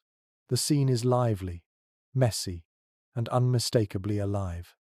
In towns near the coast, markets brim with oysters, mussels, and shellfish sold by the bucket. These were cheap protein, eaten by the poor as much as by the rich, Imagine slurping oysters not as a luxury treat, but as a quick snack from a wooden stall. For many medieval villagers, shellfish were simply another way to stretch meagre diets, though records show wealthier tables also prized them, often dressed with spices or wine. The smell is unmistakable, briny, pungent, not always pleasant. Without ice, fish had to move quickly from water to pan, or risk spoiling. You picture servants rushing through streets, baskets bouncing, flies swarming, cooks already waiting with boiling pots. Timing was everything. A delay meant disappointment, maybe even sickness. And yet, people trusted fish enough to eat it constantly, their ingenuity overcoming the constant risk of rot. Another curious twist lies in sturgeon, sometimes called the royal fish. In England, it was claimed by the crown whenever caught, reserved for kings and queens. To stumble upon a sturgeon in your net was both blessing and burden. You gained honor, but lost the fish itself.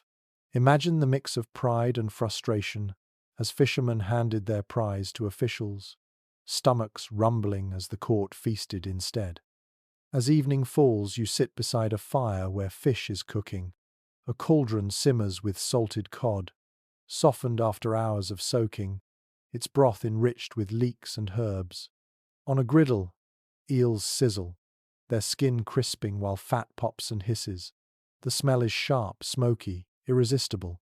Villagers huddle close, bread in hand, waiting for the moment when the fish is ladled out. The atmosphere is hushed, reverent, because on fast days, this is not only food, it is obedience. You realize fish carried meaning beyond sustenance. It was a religious necessity, a social divider, and an economic force. The barrels of herring rolling inland shaped trade routes, the ponds of monasteries shaped landscapes, the smell of fish in kitchens shaped memories. It's no wonder medieval people never tired of talking, cooking, and complaining about it. As you step back from the riverside, your clothes smell faintly of brine and smoke. You hear gulls wheeling overhead, the splash of oars dipping into water, and the low chatter of fishmongers finishing their day. And you understand. Medieval life without fish would have been unthinkable. It was the thread woven into every fast, every market, every pot, sometimes leathery, sometimes delicious, but always essential. You step away from the riverbank, leaving behind the briny tang of eels and herring, and walk into the dim interior of a tavern where the clatter of mugs and the smell of brewing grains greet you. If fish was the body of medieval meals, drink was the bloodstream. Water was risky, often contaminated by animals or waste, so ale, cider, and weak wines became the daily companions of everyone from toddlers to elders. Tonight, you'll sit by a bench, cradle a mug in your hand, and taste what kept medieval people hydrated and, in a way, alive. It's consistently mentioned in estate and monastic records that ale was the universal drink of the common folk. Not the heavy, hoppy ales you might imagine today, but a weak, lightly fermented brew, cloudy and sour. This small ale contained just enough alcohol to kill harmful bacteria, but not enough to make you stagger. Children sipped it freely. Labourers quenched thirst with it in the fields, and households brewed it constantly, the smell of malted grain as familiar as wood smoke. One curious custom you notice is how brewing was often a women's task. Housewives soaked barley, stirred mash, tended bubbling pots, and strained the liquid into jugs. They sprinkled in herbs for flavour long before hops were common. Some women brewed enough to sell, becoming alewives who advertised with a broom or a branch hung above their doors. Step inside one of their cottages and you'd find steaming tubs, sticky floors, and the warm yeasty perfume of fermenting grain. For some, it was a livelihood. For others, just a way to ensure the family had safe drink. Researchers remain divided on how nutritious ale truly was. Some argue it carried essential calories and vitamins, acting almost like liquid bread. Others suggest it was too weak to matter much nutritionally, serving more as a safer alternative to water. You sip from your mug and sense both sides, the thin liquid filling your stomach without really satisfying hunger, yet warming you enough to keep going through another day of toil. Cider added variety, especially in apple-growing regions. Presses groaned as apples were crushed, juice flowing into barrels to ferment naturally. The drink was tart, crisp, sometimes sweet depending on the harvest. It wasn't fancy, but it was refreshing, a countryside staple that flavored both festivals and daily life. Picture a harvest celebration where villagers pass around wooden mugs of cider, laughter bubbling louder than the drink itself. Wine, of course, belonged mostly to the wealthy. Imported from southern Europe, it was expensive, though local vineyards in some regions supplied monasteries and noble estates. In a noble hall, wine might be spiced with cinnamon or clove, served warm in golden goblets. To sip it was to taste not just grapes, but prestige. For peasants, wine was rarer, though weak versions occasionally reached markets. More often, it was a dream tasted only in church, when priests lifted chalices during Mass. There's an odd detail in tavern culture that makes you smile. In some places, drinkers paid not per mug, but per time spent drinking, a measure of endurance more than thirst. Imagine a landlord telling you, "For this penny, drink until the candle burns out." You'd sip frantically, hoping to get your money's worth before the wax melted away. Inside the tavern, the soundscape is lively. Wooden mugs clunk against tables, laughter echoes, and the scrape of stools mixes with the hum of voices. The air is thick with yeast, sweat, and the faint tang of wood smoke. You sip your ale again, it's sour, earthy, and not particularly pleasant, but after a few gulps it grows familiar, almost comforting. You understand why this became the lifeline of so many. But drink wasn't just comfort. It was necessity. Labourers needed hydration during long hours in the fields, and ale provided it without the risks of polluted wells. It was also a way of consuming grains in liquid form, stretching harvests further. Even children clutching small cups understood it instinctively. Ale was life. And yet, there was danger too. Stronger brews did exist, especially for feasts, and drunkenness was common enough to spark sermons and laws against it. Alehouses could become rowdy, even violent, places where tempers flared and fists flew. You imagine a night ending not with soft slumber but with a scuffle spilling into the street, the taste of sour ale lingering on everyone's breath. In monasteries, brewing reached new heights. Monks perfected recipes, recorded proportions, and brewed not only for themselves, but also for charity. Their ales were stronger, richer, and in some cases, precursors to the beers we know today. You picture a monk lifting a mug after Vespers, savouring a drink that carried both devotion and craft. As night deepens, you sit back in the tavern. The benches creak under weary bodies, candles sputter low, and the last mugs are drained. You realize that medieval life wasn't possible without these drinks. They weren't indulgence, they were infrastructure, as vital as the hearth or the plough. You step outside into the cool night air. The smell of yeast clings to your clothes. The faint warmth of ale lingers in your belly.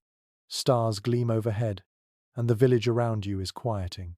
You walk away with the thought that in every sip of ale, cider, or weak wine, medieval people tasted survival and, just occasionally, celebration.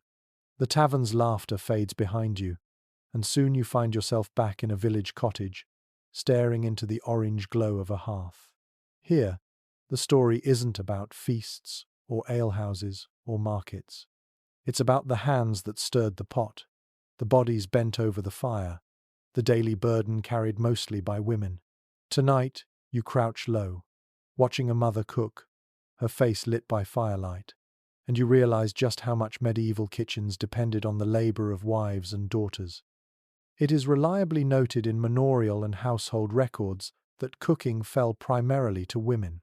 From dawn until nightfall, they tended fires, fetched water, ground grain, and stirred stews.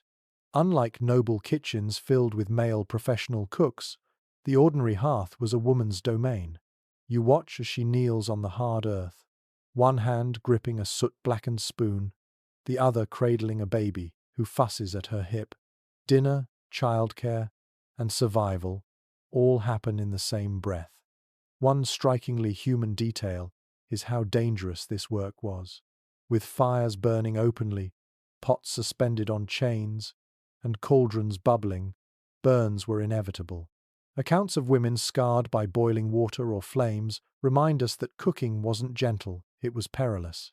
You imagine the sting of steam rising into her face as she lifts a lid, the sudden flare of sparks catching at her wool skirts. Even the simple act of leaning too close could leave scars for life. And yet, she keeps stirring, because there is no pause button on hunger. Specialists remain divided over how much autonomy women held in their kitchens. Some argue they had real authority, managing households, deciding what was cooked, and passing on skills to daughters.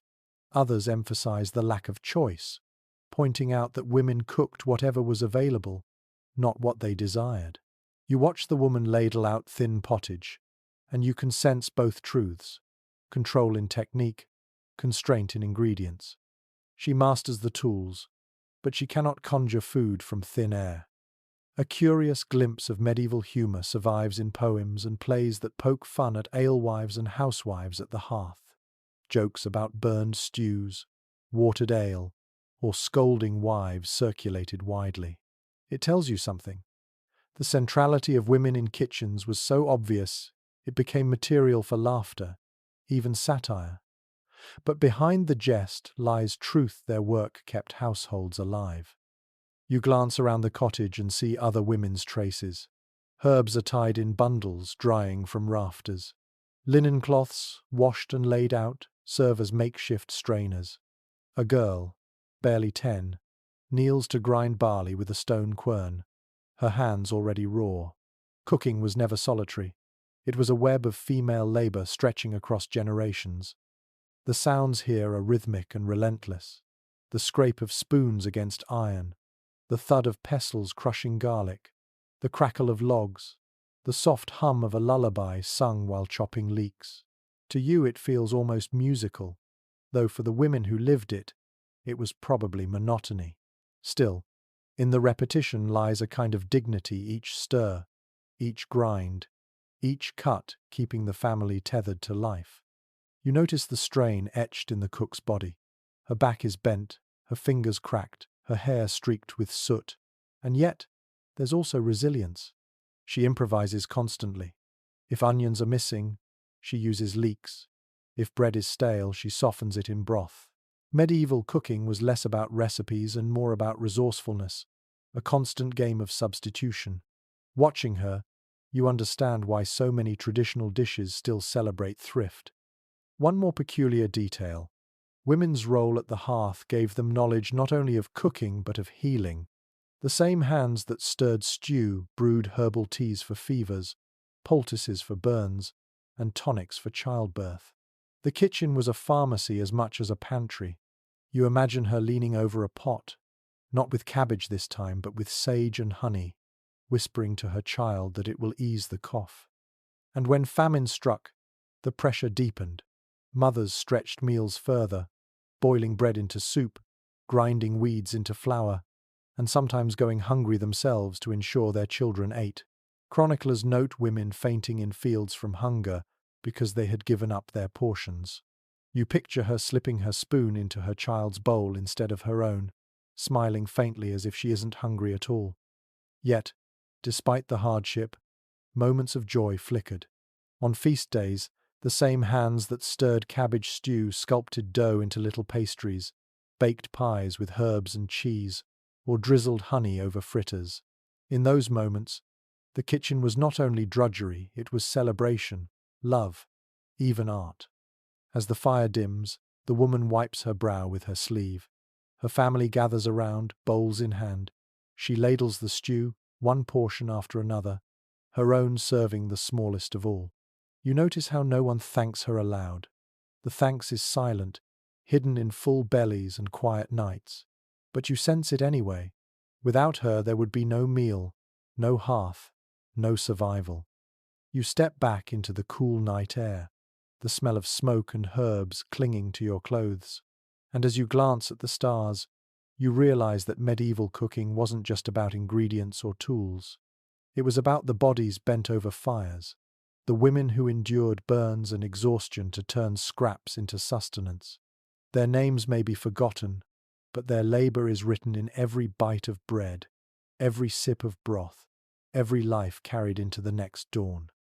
You step out of the cottage, the smoke of a humble hearth still clinging to your clothes, and wander into the echoing hall of a town guildhouse. Here the atmosphere is far from modest.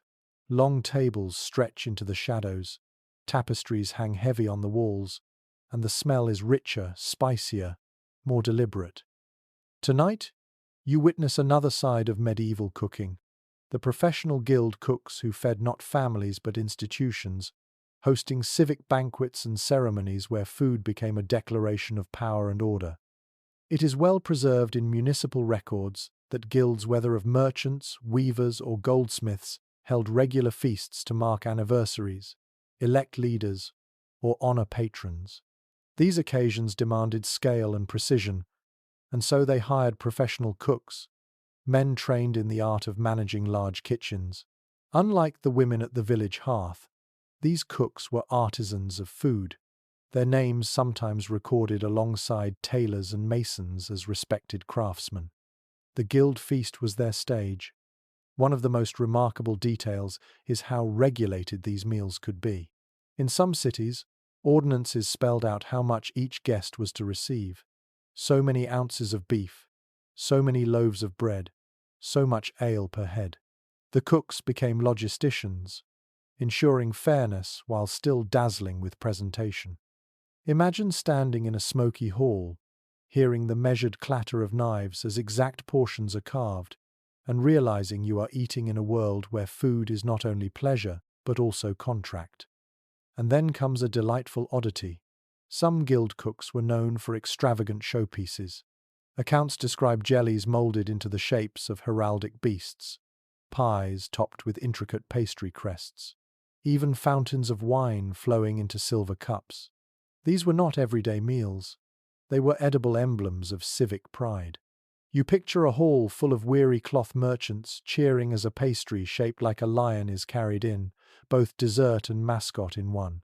Scholars still puzzle over whether the recipes used at these feasts truly represented common medieval taste, or whether they were unique spectacles meant only for display. Were heavily spiced sauces poured over venison a reflection of what guild members ate at home, or were they exaggerations, culinary fireworks saved for big occasions? You lean against a beam and consider both. The cook's ordinary skills elevated into rare performances, part art, part advertisement of the guild's wealth. The kitchen itself is a frenzy. Large cauldrons bubble with stews of beef and mutton, thick with onions and barley. Fires roar under spits, turning geese and rabbits. Apprentices run back and forth, fetching water, chopping herbs, wiping sweat. The professional cook in charge barks orders, his voice cutting through the din like a captain at sea. The smell is rich and layered roast meat, mingling with the sweetness of almond sauces, the spice of ginger and pepper cutting through the heaviness. You notice too the use of sugar, treated not as casual sweetness but as a material for sculpture. A mountain of candied almonds gleams on a table. Sugar paste has been molded into towers and castles, glazed with color to shine under candlelight. It's theatrical, meant to draw gasps before a single bite is taken. To eat sugar in such quantity is to consume wealth itself, for the price of sugar rivaled that of precious spices. In the hall, guild members gather, their voices rising in anticipation. Bowls of pottage arrive first. Steaming, thick, hearty, no feast can start without it. Then come platters of roasted meats, golden-crusted pies, and jugs of ale. The chatter grows louder, punctuated by laughter and the clang of mugs. Eating here isn't just eating, it's solidarity, a performance of belonging to something larger than oneself. There's a faint hum of politics in the air too. Seats are arranged by rank, and the best cuts go to those of highest standing. A carver carefully slices a goose, presenting the choicest morsel to the guildmaster, while lower members receive legs or wings.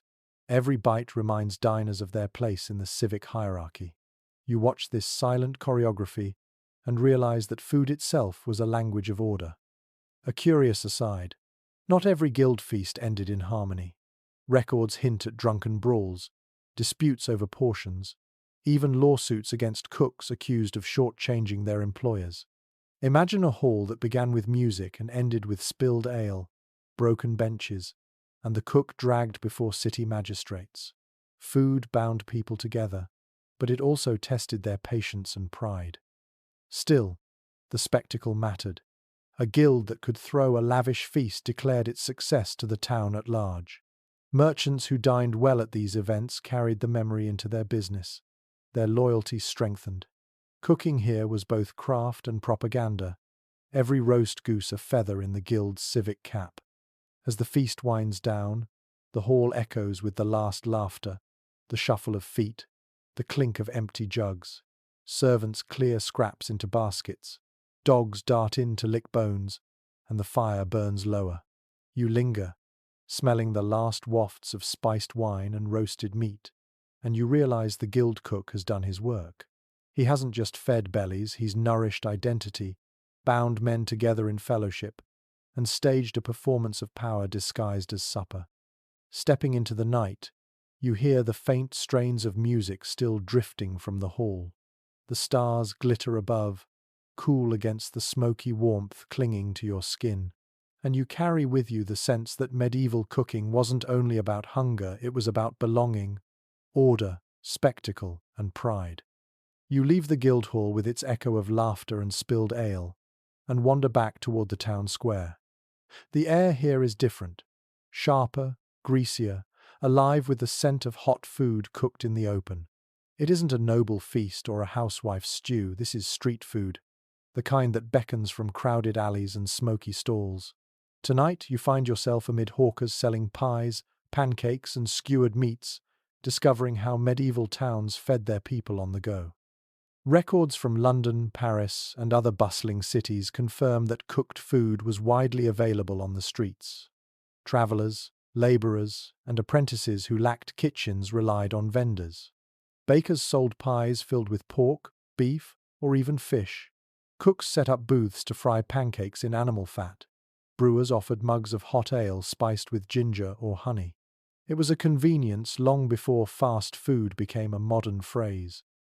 One curious little observation: in some places, official regulations controlled what street vendors could sell. Authorities feared spoiled meat or fraudulent ingredients, so ordinances required cooks to display their goods openly. Imagine wandering a medieval street and seeing pies cut open on the counter, their steaming fillings revealed as proof they weren't hiding scraps of rotten flesh. Transparency wasn't a courtesy, it was survival. Experts still disagree about who relied most on street food. Some argue it catered mainly to the urban poor, who lacked hearths or space to cook. Others suggest wealthy townsfolk also indulged, buying pastries and pancakes as treats while shopping. You look around the square and see both possibilities. Apprentices wolfing down pies quickly before returning to work, and merchants leisurely sipping spiced wine while gossiping. The truth, as usual, seems to straddle both worlds. The scene before you is noisy, chaotic, irresistible. A cook flips thin pancakes on an iron pan, the batter sizzling, filling the air with a buttery aroma. Children cluster near, waiting for scraps.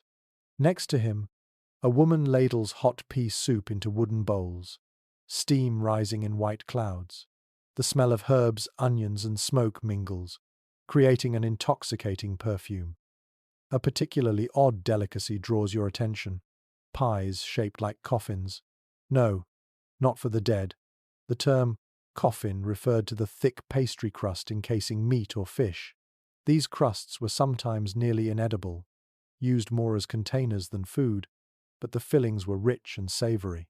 You watch a vendor crack open one, releasing a gush of steam as customers eagerly lean forward, ready to dip bread into the gravy. Street cries ring out, hawkers calling their wares in sing-song chants. Hot pies, fresh pies, echoes through the square, mingling with the clop of horses and the chatter of townsfolk. The rhythm of commerce is music in itself. You realize these cries were part of the entertainment, each vendor perfecting a style to draw attention. It's like medieval advertising, shouted instead of printed. Another detail: not all street food was hot. Sellers offered cold treats too, like cheese, fruit, or nuts in small bags. In summer, fresh strawberries or cherries might appear on carts, bright against the grime of the city. A sweet bite of fruit could turn a dreary day into something special, just as a pie filled an empty stomach. You glance at the customers crowding the stalls. Workers with grime-streaked hands clutch bowls of hot broth, savoring warmth before returning to labor. Students from nearby schools argue over philosophy while gnawing on pancakes. Even beggars wait nearby, hoping for scraps tossed aside. The street becomes a dining hall without walls, a melting pot of classes sharing space, if not equal portions. The sounds intensify as the evening deepens. Laughter bursts, mugs clatter, dogs bark for scraps. The smells are rich and overwhelming. Meat sizzling, onions frying, batter browning. You can almost feel grease coating your fingers, the warmth of a hot pie thawing the chill from your bones. Eating here is immediate, tactile, messy, and joyful. Of course, there's risk. Hygiene was questionable, and stomach ailments were common. Authorities fined vendors for using spoiled meat or selling in unsanitary conditions, yet enforcement was patchy. People took their chances because hunger didn't wait for perfect kitchens. And perhaps the thrill of street food, the spice, the heat, the crowd was worth the gamble. Street cooking also shaped taste itself. Dishes invented in alleys sometimes migrated into noble kitchens, refined and elaborated. A humble fried fritter might evolve into a court dessert. A pie filling might inspire elaborate banqueting recipes. The traffic between classes wasn't one way. The street nourished both belly and imagination. As you step back from the crowd, the night cools and the market begins to quiet. Vendors pack their wares, scrape pans, douse fires. The smell of grease lingers in the air, mixed with smoke and the faint sweetness of fruit. Townsfolk drift home, their hunger satisfied. The square grows dim, but the memory of sizzling pancakes and steaming pies stays with you. A reminder that medieval food wasn't only about hearths and halls, it was about the street, the noise, the immediacy of eating where life itself unfolded. You walk away with the taste of hot pastry still lingering in your imagination, your ears ringing faintly with cries of hot pies. And you understand that cooking in medieval times was as much about feeding the moment as preserving tradition, quick, noisy, fragrant, a small miracle of warmth sold for a coin in the cold night air. You leave behind the noisy market square, stepping into the open road that stretches beyond the city gates. Here the smell of fried pies and hot ale fades, replaced by dust, horse sweat, and the creak of wooden carts. This is where food takes on a new challenge, being cooked not in cottages or castles but on the road. Pilgrims trudging to shrines, soldiers marching to war, merchants travelling for weeks, none of them could carry kitchens with them. And yet, they all needed to eat. Tonight, you settle beside a campfire, feeling the chill of open fields and the resourcefulness of cooking on the move. Chroniclers and military accounts make it clear that road food was simple, rough, and built for endurance. Pilgrims packed bread, cheese, and dried fish into their satchels. Soldiers carried hard biscuits, salt pork, or oats. Merchants might travel with a servant who knew how to coax a stew out of whatever the road offered. There were no communal bakehouses here, no guild cooks, just fire, pots, and whatever could be foraged or purchased from villages along the way. A detail that lingers in the records is how often travellers relied on pottage, even on the road. Small iron pots were prized possessions, hung from carts or carried by pack animals. At night, campfires dotted the roadsides, each with a pot simmering. Grains boiled in water or ale, scraps of meat thrown in if luck allowed, herbs plucked from hedgerows sprinkled for flavour. Imagine dozens of little fires flickering in the dark, each one a lifeline for a weary traveller. One curious custom you notice: Soldiers sometimes boiled leather or chewed belts when rations ran out, softening them in water until they became edible, if barely. It sounds grim, but desperate measures were part of survival. More often, though, they foraged netting rabbits, collecting nuts, digging roots. Cooking on the road was a gamble, part planning, part improvisation. Experts remain divided on how well fed medieval armies truly were. Some argue that logistics kept them supplied with salted meats and bread carts.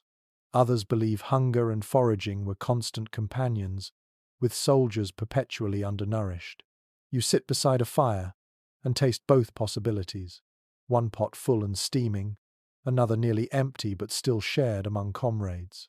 The truth, as always, wavered with circumstance. You listen to the soundscape of road cooking, the crackle of twigs feeding flames, the clink of knives against wooden bowls, the low murmur of travellers trading stories while waiting for stew to thicken. Horses stamp nearby. The wind sighs through hedges, and in the distance you hear the faint echo of church bells marking a town you won't reach tonight. Food on the road is never quiet, never solitary, it's threaded with the noises of movement. Bread, of course, was a staple. Travellers carried dense loaves that could last days, though they hardened quickly. To soften them, slices were dunked into broth or ale. Hard cheese was another essential, wrapped tightly and gnawed piece by piece. You picture a pilgrim pulling out a hunk of cheese, breaking it with his knife, and handing half to a stranger by the fire.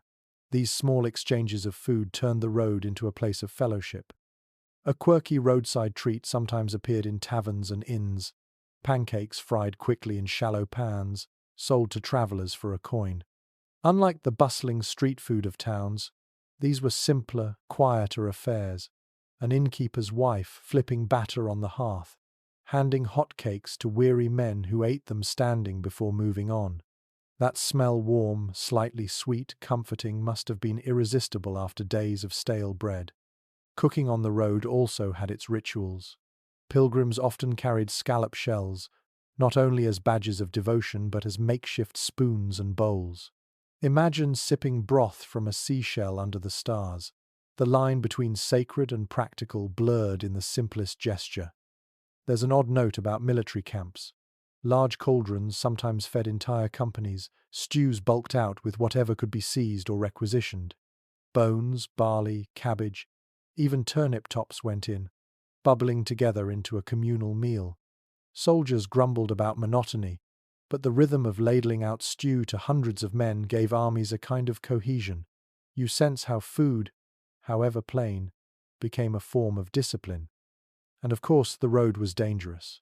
Fires had to be built quickly and watched carefully, lest bandits or enemies see their glow. Sometimes meals were skipped entirely for the sake of stealth.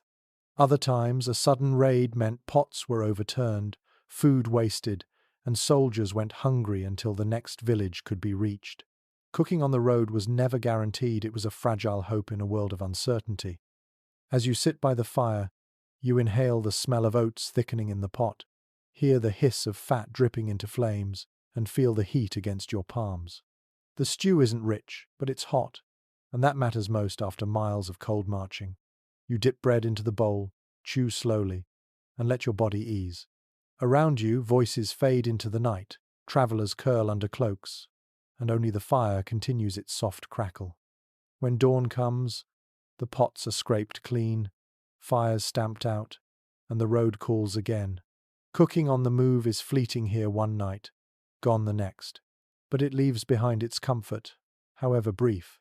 And as you shoulder your imaginary pack and step back onto the dusty road, you realize that medieval cooking wasn't confined to hearths or halls.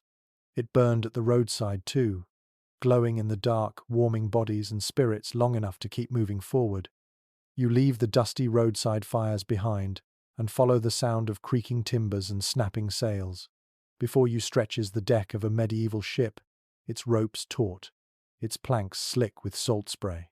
Here, the hearth is gone, the road replaced by rolling waves, and cooking must be reinvented. Tonight you are stepping into the cramped galley of a ship, where salted beef and hard biscuit dominate, and every meal is a battle against both hunger and the sea. Maritime records make it clear that seafaring diets were brutally plain. Sailors lived on salted meat, beef, pork, or fish, barreled and brined, until it was almost indistinguishable from leather. Alongside it came ship's biscuit, a dense, dry bread, baked rock-hard to withstand months of storage. These biscuits were so tough that sailors often had to soak them in broth or ale before chewing. Imagine lifting one to your teeth, only to feel it resist like wood. To soften it, you dunk, wait, and finally bite, grateful even as you pick weevils from the crumbs. A peculiar practice was the constant reuse of cooking water. On long voyages, fresh water was scarce, so kitchens or galleys recycled the same brine to boil meat again and again. The flavor grew stronger, saltier, sometimes nauseating, but necessity forced endurance. You picture a pot bubbling in the corner of a rocking galley, the liquid thick with days of use, sailors grimacing as they raise their spoons. Experts remain divided over how nutritious ship diets really were. Some argue salted meats and biscuits sustained crews adequately, providing calories and strength. Others point to widespread accounts of scurvy, malnutrition, and exhaustion, suggesting that preserved food stripped of freshness weakened sailors over time. You lean on the railing and imagine both realities.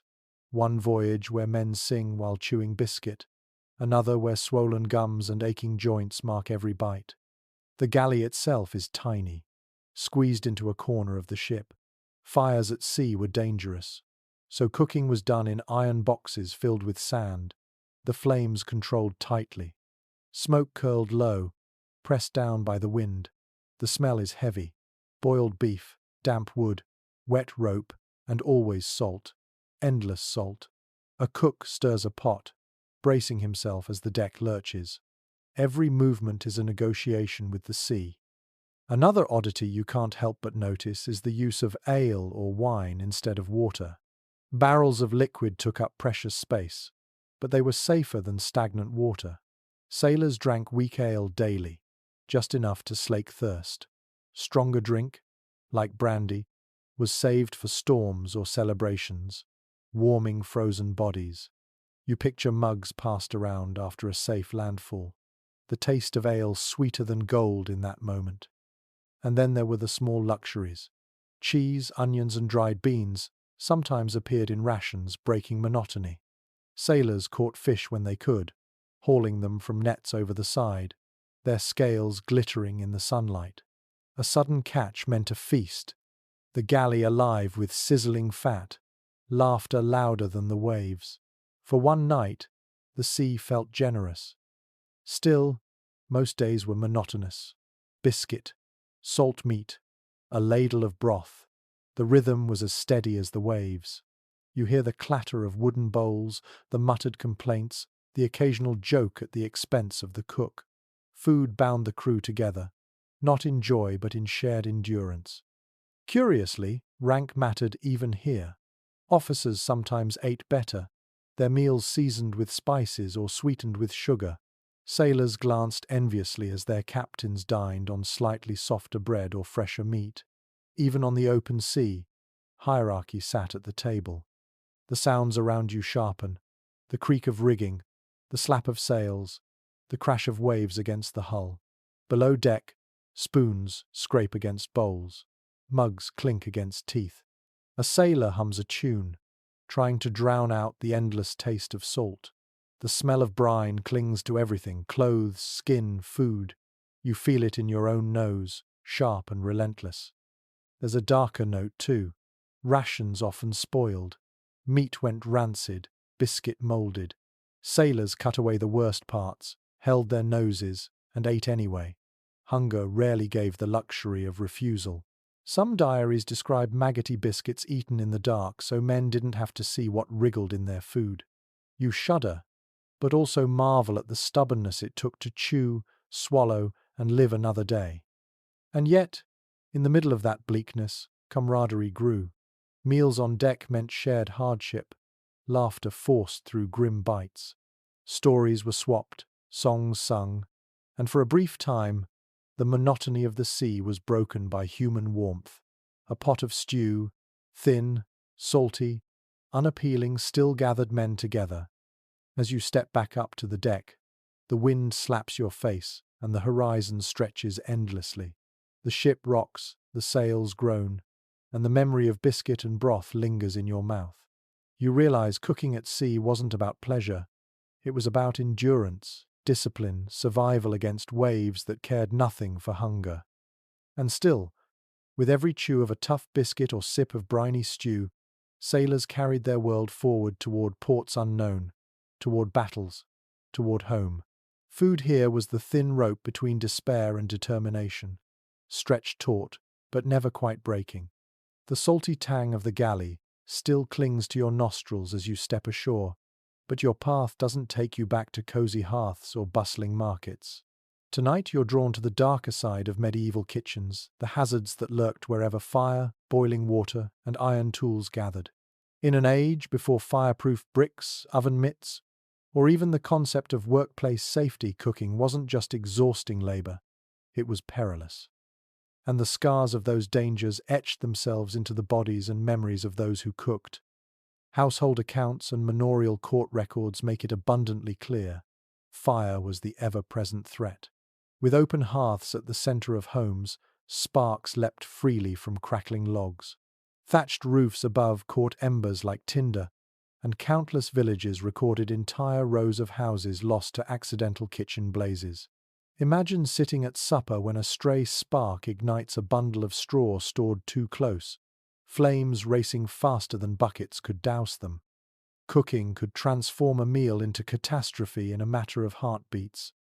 A particularly vivid detail comes from descriptions of boiling accidents. Cauldrons large enough to feed a family or an army hung precariously from chains or sat on tripods above open flames. They tipped easily, and when they spilled, gallons of scalding broth surged across dirt floors. Children often played too near, and court rolls occasionally note tragic deaths by scalding. You wince as you picture a servant stumbling, a pot swinging loose, and boiling fat splattering across bare arms. Even a minor splash left burns that scarred for life. Modern historians are still undecided about how common these accidents truly were.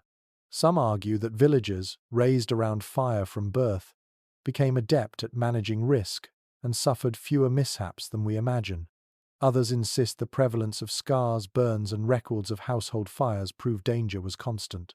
As you crouch near a hearth, you can feel both possibilities. Practiced caution on one side, ever lurking risk on the other.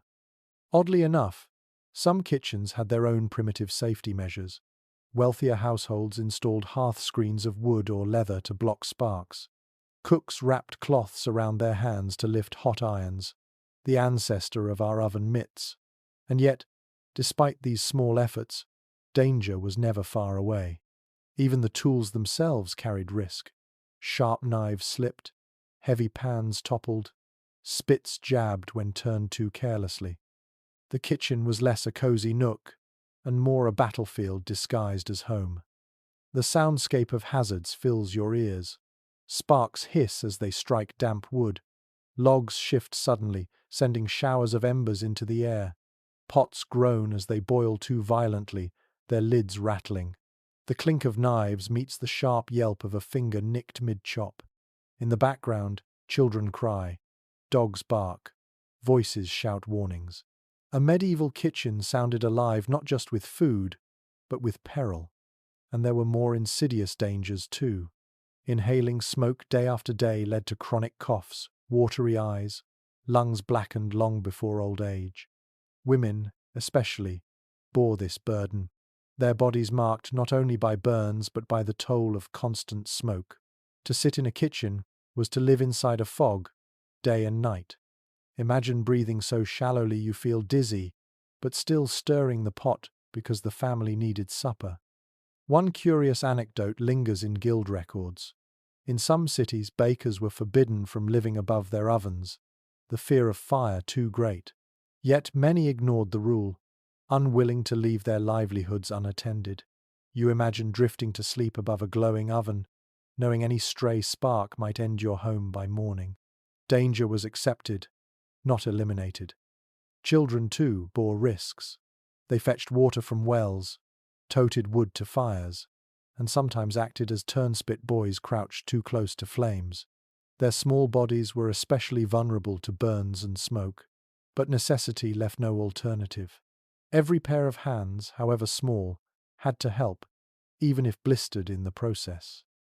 And then there was the risk of food itself. Without refrigeration, spoiled meat or sour milk could sicken whole households. Bad grain sometimes carried ergot fungus, leading to convulsions and madness.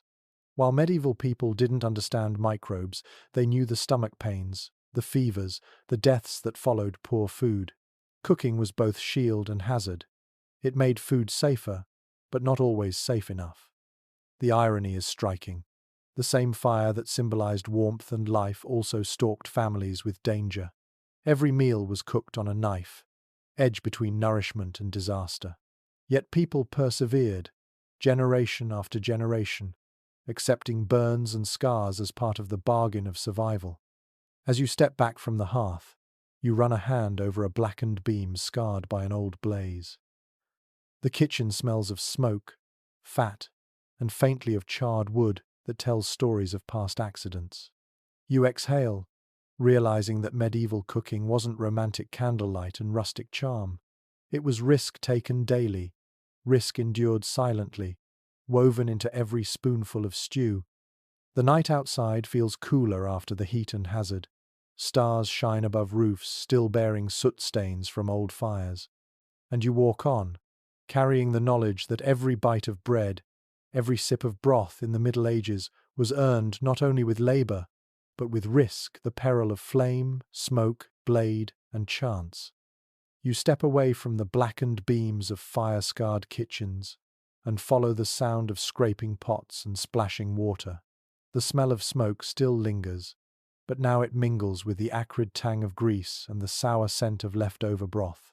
Tonight, you are not sitting beside lords or peasants.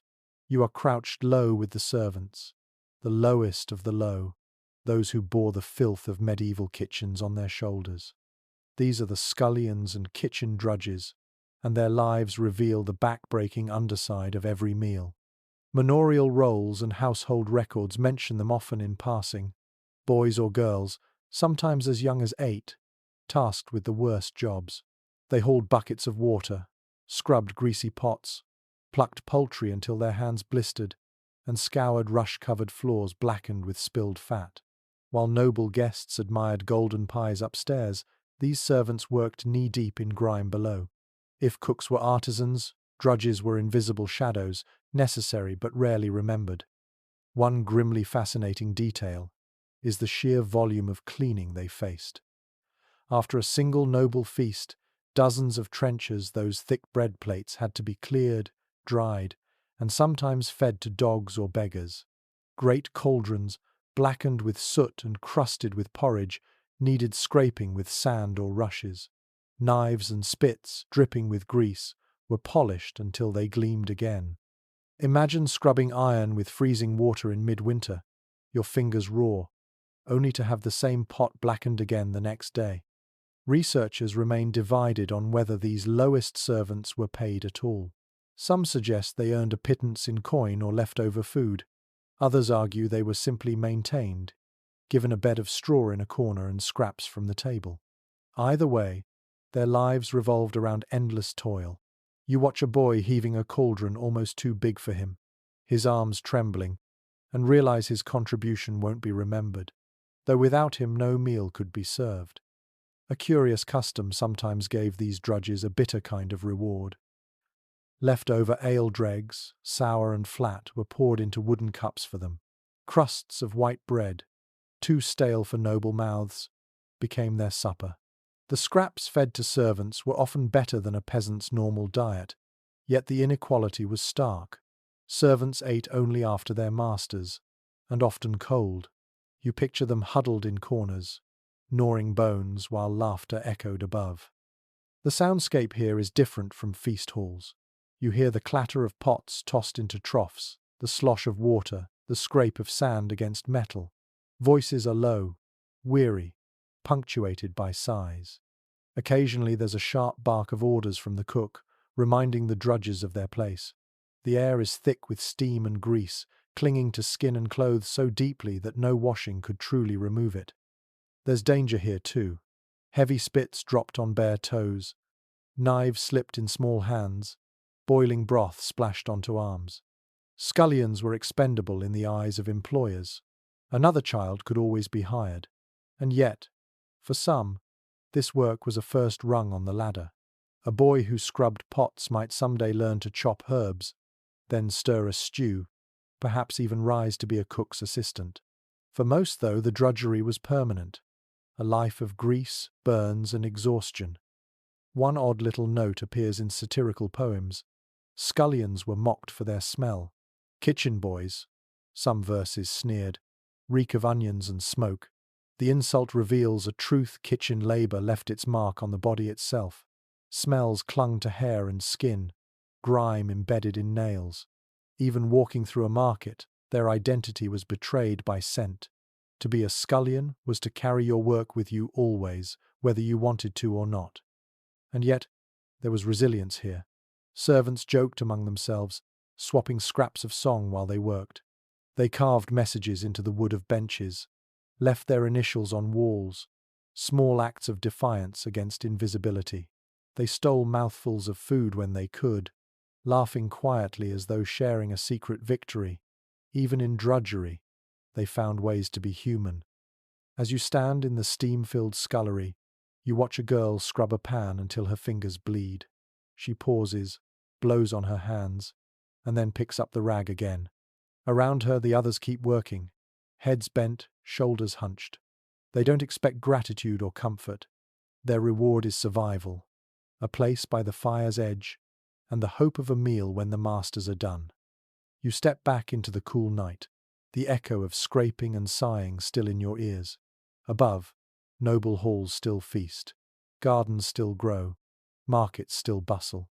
But beneath it all lies this hidden labour, the drudges who scrubbed, carried, and endured so others could dine. Their names are forgotten, their faces lost, yet their toil clings to every roasted goose and gilded pie. Without them, medieval cooking would have collapsed in grease and ash. You leave the scullery's steam and smoke behind, but your feet carry you not to another hall or hearth this time, but into the quieter shadows of a cloister. Here, voices are low, footsteps deliberate, and the smell is gentler herbs drying in bundles, fresh bread baking in stone ovens, fish stewing with almonds in great pots. Tonight, you step into a monastery kitchen, where cooking was not just about feeding mouths, but about serving discipline, devotion, and the rhythms of prayer.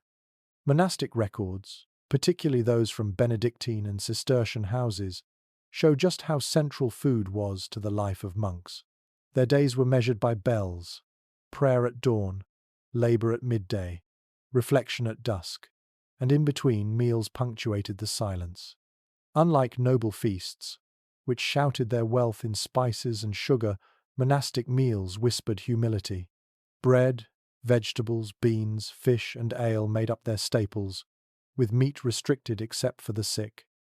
It was nourishment for the body, but always tied to care for the soul. One detail carved clearly into monastic rules is the prohibition of meat from four-footed animals for healthy monks.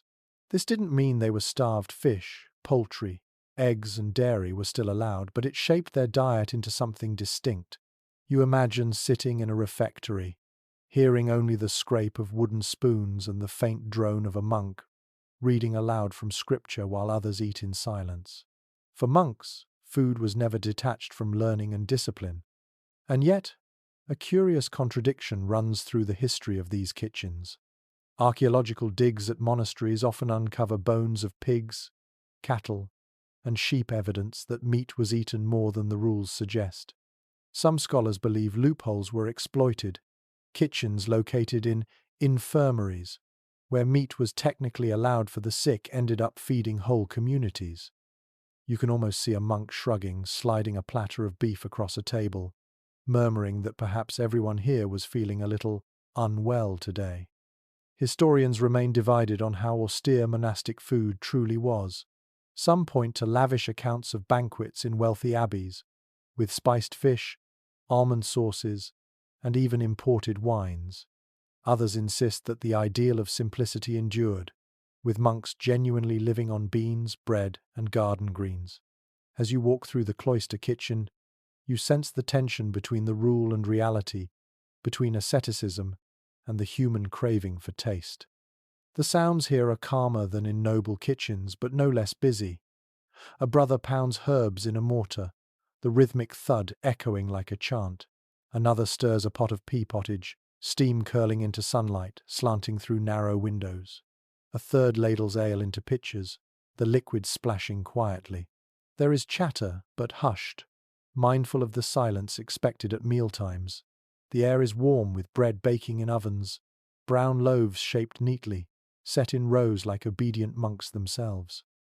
Herbs play a starring role here. Monastic gardens were famed not only for leeks, onions, and cabbages, but also for medicinal plants, sage, mint, fennel, and dill. These seasoned pottages and sauces, but they also healed coughs, eased stomachaches, and treated wounds. The kitchen and the infirmary blurred together. Imagine a brother steeping thyme for a broth that soothes both hunger and fever, the same ladle serving body and soul. Fish was the king of monastic protein. Rivers and artificial ponds supplied carp, pike, and eels, while salted herring arrived by cart for winter meals. Almond milk was often used to prepare fish stews, especially during fasts when dairy was restricted. The result was dishes both humble and elegant, golden with saffron if the abbey was wealthy, plain but hearty if it was not. You picture a steaming bowl of fish in almond broth, fragrant and smooth, served to a hall of monks bent in prayerful silence. Oddly enough, the monks' insistence on regular meals 2 a day for much of the year, one during stricter fasts, meant they often ate more steadily than peasants. While villagers went hungry in winter or during famine, monasteries with their estates and tithes ensured a constant food supply. For all the vows of simplicity, monks frequently lived healthier, longer lives than the laypeople outside their walls. To sit in the refectory was, in some ways, to sit at a safer table. A quirky glimpse comes from the treat of pittance, extra food granted on feast days. These might include cheese, eggs, or even pastries sweetened with honey. You imagine the quiet delight of monks on a saint's day, breaking from their usual fare to savour a small custard tart or a dish sprinkled with sugar. No cheers or laughter echoed, only serene gratitude, but under the discipline, joy flickered. The refectory itself is solemn. Long wooden tables stretch beneath vaulted ceilings. Each monk sits in order, no one speaking, as a reader recites from scripture at a lectern. You hear the gentle scrape of spoons, the clink of jugs, the rustle of habits shifting.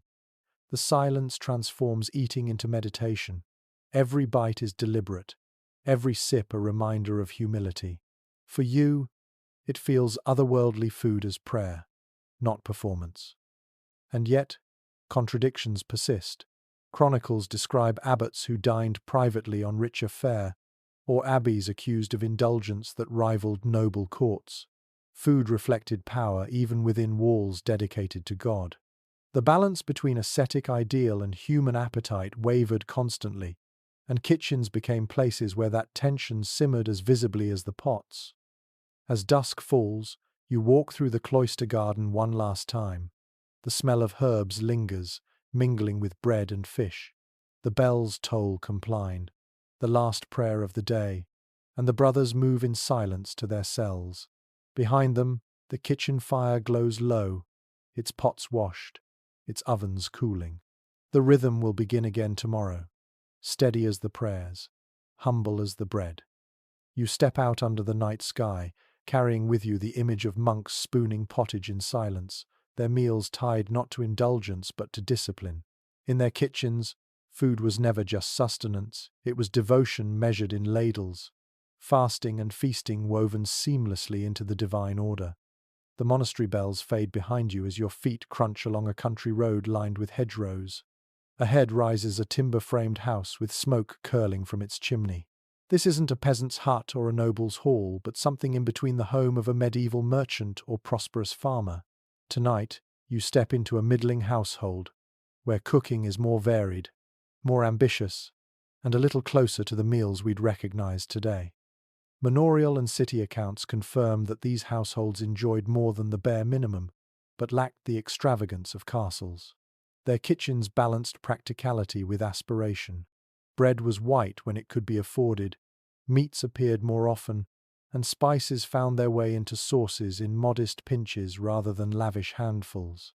The food here reflects not just survival or spectacle, but a kind of hopeful comfort, a family showing the world, and themselves, that they had made it. One telling feature is the oven tucked into the corner of the kitchen. Unlike peasants who relied on communal bakehouses, prosperous families sometimes had private bread ovens. They baked loaves weekly, the smell of fresh wheat bread drifting through the village and announcing prosperity to every passing nose. Imagine tearing open such a loaf, soft, pale crumb inside, a crust crackling under your fingertips while the neighbors gnawed their way through coarse rye. The bread itself was a declaration of status. A small but delightful custom emerges in the use of dairy. Families of means could keep cows or goats, turning milk into butter and cheese not only for their own tables but also for sale. Butter, especially, flavored dishes in ways peasants rarely experienced.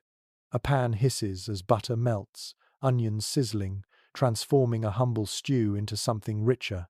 That golden slick at the bottom of a pan marked a household a step above its poorer neighbors. Scholars remain divided on just how middle these meals felt.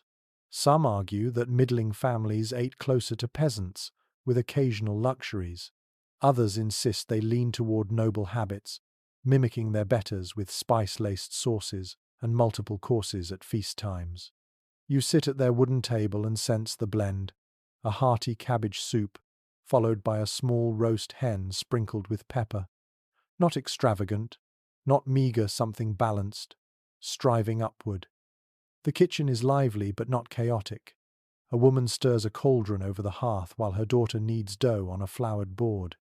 In the corner, a boy churns butter, his arms aching as the wooden dash clunks rhythmically. A servant plucks feathers from a goose, tossing them into a basket that will later be used for pillows. The smell is warm, savory, broth thickening, bread rising, herbs drying above the fire. One curious detail is the crock of pickled vegetables resting against the wall. Prosperous families had both the means and the patience to pickle cabbage, carrots, and even garlic in vinegar, giving themselves sharp, tangy flavors through the winter. A spoonful of pickled cabbage added brightness to an otherwise heavy meat stew, a small luxury that also spoke of foresight and planning. The soundscape here is gentler than the scullery or noble hall. Dogs pad across the floor, children chatter, the fire crackles softly. Pots clink, knives chop, spoons stir. There is work, yes, but also a sense of rhythm, of routine that feels homely. The family gathers around the table. Not as equals, perhaps the father receives the choicest piece of meat, but with more comfort and balance than peasants could dream. Oddly enough, this middle layer of society helped create new flavors. Cookbooks that survive from the period often reflect their tastes. Sauces thickened with breadcrumbs and flavored with parsley or sage. Pies filled with minced meat, apples and raisins. Fritters dusted with sugar when the purse allowed. These weren't everyday dishes, but they appeared often enough to mark the household as neither starving nor extravagant. You bite into a spiced meat pie in your imagination, the savory sweet filling surprising but satisfying. Another curious note, these households brewed ale too, but often in stronger batches than peasants, able to afford more malt. Their ale had body, warmth, and could be sold to neighbors, making kitchens small centers of community trade. You picture mugs clinking as neighbors drop by, gossiping while sipping the merchant's fresh brew. Food here wasn't only consumed, it circulated, binding social ties. The garden outside supplies vegetables and herbs, but the family supplements with purchases from town: pepper, ginger, and sometimes saffron in pinches. A pot of fish stew bubbles, its pale broth brightened with a thread of golden saffron. A rare treat, but one the merchant insists on for a guest. Even the smallest dash of exotic spice says, "We belong to a bigger world." And yet, dangers still linger. Fires can flare, knives slip, children scald themselves. Rats and insects creep towards stores of grain and cheese, forcing constant vigilance. Despite their prosperity, the family lives close to the edge: one bad harvest, one failed trade voyage, and they could tumble back toward peasant life. Cooking in these homes carried not just flavor but fragile hope, each meal a sign that fortune still held steady. As evening settles, you sit at their table. Bowls of pottage arrive first, richer than peasants but still familiar. Then comes roasted goose, carved carefully, shared in slices. Bread is passed, butter spread thick, pickled cabbage ladled out. Ale is poured, mugs clink, laughter fills the hall. Children squirm, dogs beg, and yet it feels warm, human, steady. Not noble luxury, not peasant struggle, but something in between. The smell of roasting meat and baking bread fills the rafters, lingering in your clothes as you step outside. Stars prick the sky, and the house glows softly through its shutters. You walk away realizing that in medieval cooking the middle mattered. These families bridged extremes, blending survival with aspiration, shaping tastes that would slowly, over centuries, become the foundation of modern cuisine. Cooking here was more than sustenance. It was a statement: we are not poor, and not yet rich, but we are striving, and we are holding on. The merchant's hearth fades behind you, and your feet follow the muffled sound of clinking bells, murmured prayers, and distant chanting. You find yourself entering the courtyard of a leper hospital on the outskirts of town, where charity kitchens simmer with pots of broth, meant not for show, but for mercy. Tonight, you stand at the edge of a very different medieval table, one where food was medicine, charity, and sometimes the only act of dignity left to the sick and poor. It is well recorded in monastic and civic accounts that hospitals in the Middle Ages were less like modern medical institutions and more like refuges, places where the ill, the poor, and travellers received care in the form of shelter, prayers, and food. Cooking here was shaped not by luxury or even household need, but by Christian duty. The pot in these kitchens represented compassion made edible, a spoonful of broth becoming both nourishment and sacrament. One detail that lingers in these records is the reliance on gruels and broths.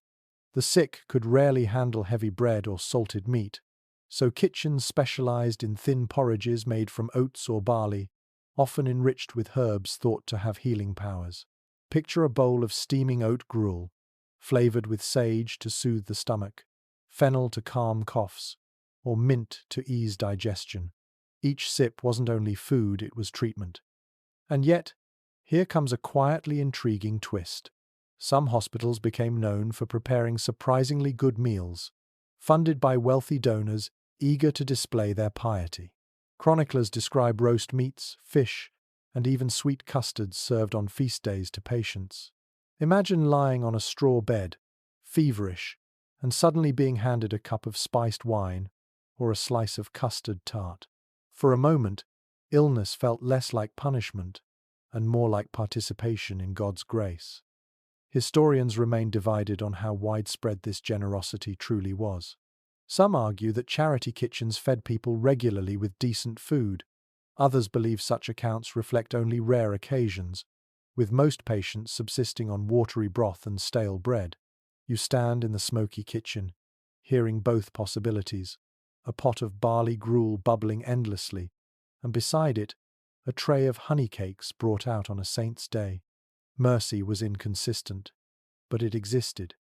The sounds here are quieter than noble halls, humbler than market stalls.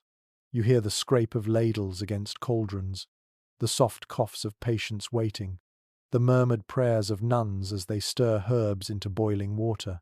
The smell is pungent rosemary, sage, garlic steeping in broth. Garlic especially was prized, believed to drive out sickness, its sharp scent filling the air like invisible armor. One curious custom comes from almsgiving at hospital gates. On certain days, kitchens prepared extra bread and pottage to hand out to the poor waiting outside. Long lines of beggars stretched down the road, bowls in hand, as the cook ladled thin stew into each one. It was both mercy and ritual, an extension of the church's duty. You picture the shuffle of bare feet, the clink of wooden bowls, the whispered thanks, and the quiet hope that tomorrow's pot would be just as full. Inside, the patients eat slowly, bowls balanced on their laps. Some are too weak to lift spoons, so attendants feed them gently. Others nibble bread softened in broth, their hands trembling. The silence is heavy but not hopeless. Food here is not just calories, it is comfort. Proof that someone sees you, someone cares enough to stir a pot for you. Oddly enough, medical theory shaped these meals as much as charity did. Doctors and nuns believed strongly in the humours of the body. Blood, phlegm, black bile and yellow bile and food was prescribed to restore balance.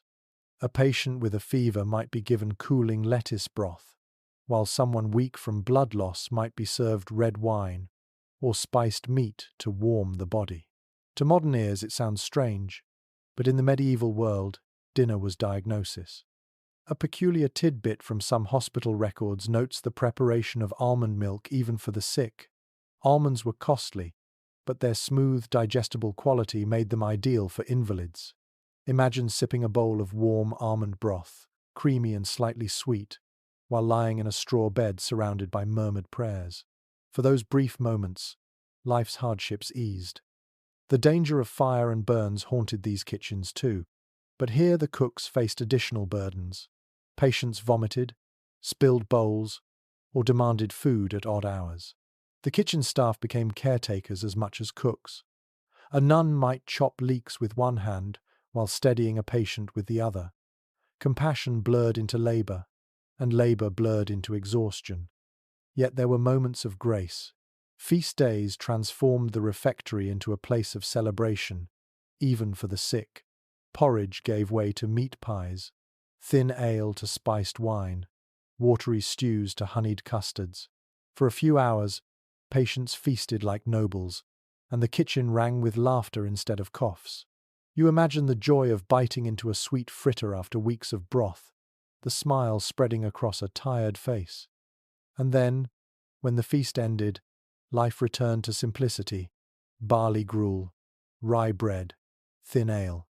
But even in its plainness, that food mattered. It was survival, dignity, and charity wrapped together. You can almost taste the faint sweetness of honey drizzled into gruel, a small mercy in a world that often offered none. As you leave the hospital kitchen, the smell of herbs and broth follows you out into the night. Behind you, voices murmur prayers, ladles scrape pots, and bowls clink softly. Ahead, the town lies quiet, its streets empty. And you carry the thought with you that medieval cooking was not only about feeding the strong or entertaining the powerful, it was also about tending the weak, the poor, the forgotten. Food in these kitchens was never grand, rarely rich, often meagre, but it was infused with compassion, with the belief that to feed someone was to serve God Himself. And perhaps in its simplicity, this was the most profound cooking of all. You step away from the charitable hush of the hospital and into a more raucous setting. The road ahead winds upward to a castle perched on a hill, its stone walls looming against the twilight sky. Inside, the kitchens roar not with the quiet discipline of monks or the weary sighs of scullions, but with the thunder of preparation for a feast of political consequence. Tonight, you enter the world of banqueting diplomacy, where every roasted swan and gilded pie carried not only flavour but also messages of alliance, rivalry, and power. Court rolls and chronicles confirm that medieval rulers used banquets as tools of politics.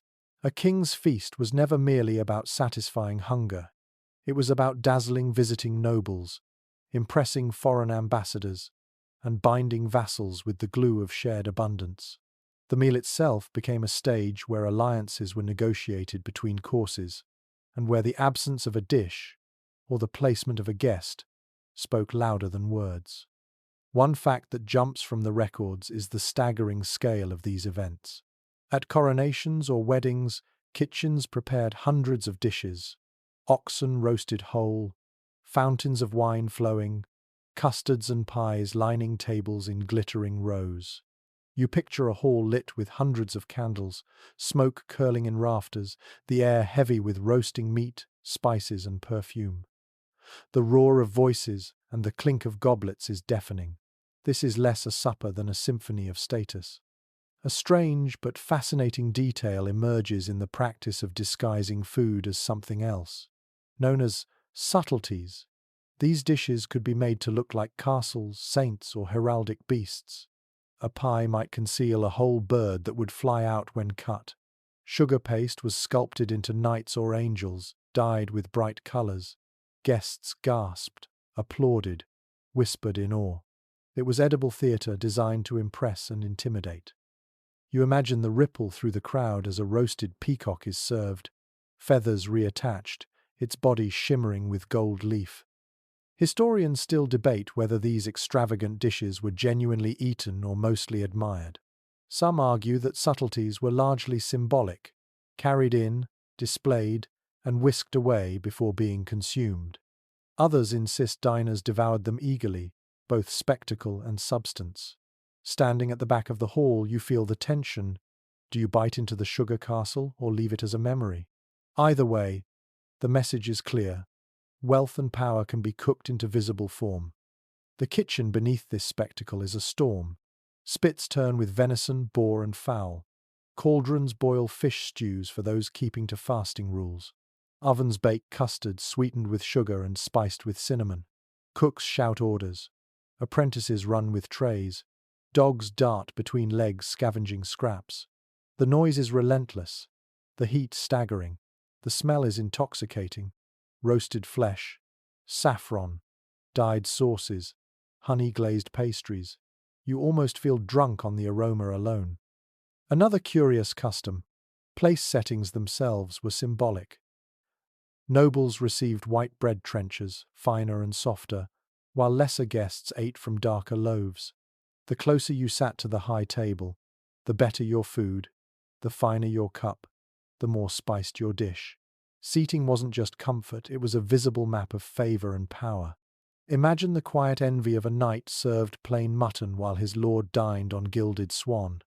You watch as the dishes arrive in a procession. Trumpets blare, servants carry platters aloft, voices hush. Each course is announced like a proclamation. First come stews thick with almonds, then pies filled with venison and prunes, then roasted cranes and peacocks, followed by sweets and subtleties. Wine flows, goblets clink, laughter rises. The hall becomes a living stage where food is the script. And yet, behind the spectacle, politics simmer. At one end of the table, an envoy tastes carefully, knowing poison is a risk. At another, two nobles whisper over their trenchers, negotiating land or marriage. Every bite is layered with meaning. You realize that food here is not neutral. It is weapon, bribe, promise, and threat all at once. A peculiar tidbit comes from descriptions of mess dining, where groups of 4 or 6 shared a platter. Each group was responsible for dividing portions fairly, creating both camaraderie and potential tension. Imagine sharing a roasted goose with 3 others, each eyeing the choicest piece, testing trust and manners in equal measure. It's a microcosm of politics itself, played out on a plate. The soundscape is thunderous. Minstrels play lutes and drums, servants shout orders, guests laugh loudly, dogs bark, fighting for scraps under tables. The hall rings with spectacle, but beneath it lies calculation. To refuse a dish might insult the host. To eat heartily shows trust. Toasting becomes ritual. Goblets raised not just in cheer but in affirmation of alliances. Every swallow becomes performance. And while nobles gorge, servants wait to swoop in for leftovers. Chronicles describe tables stripped bare, scraps carried to the poor waiting outside. Whether this was genuine charity or another performance of piety remains debated, but the line of beggars at the castle gate made the contrast clear: excess within, hunger without. What lingers most is the theatricality of it all. These feasts weren't just meals, they were political theatres where the kitchen became diplomacy. Spices showed access to trade networks, sugar sculptures displayed wealth, roasts proved abundance. Even silence or the lack of a dish could send a message.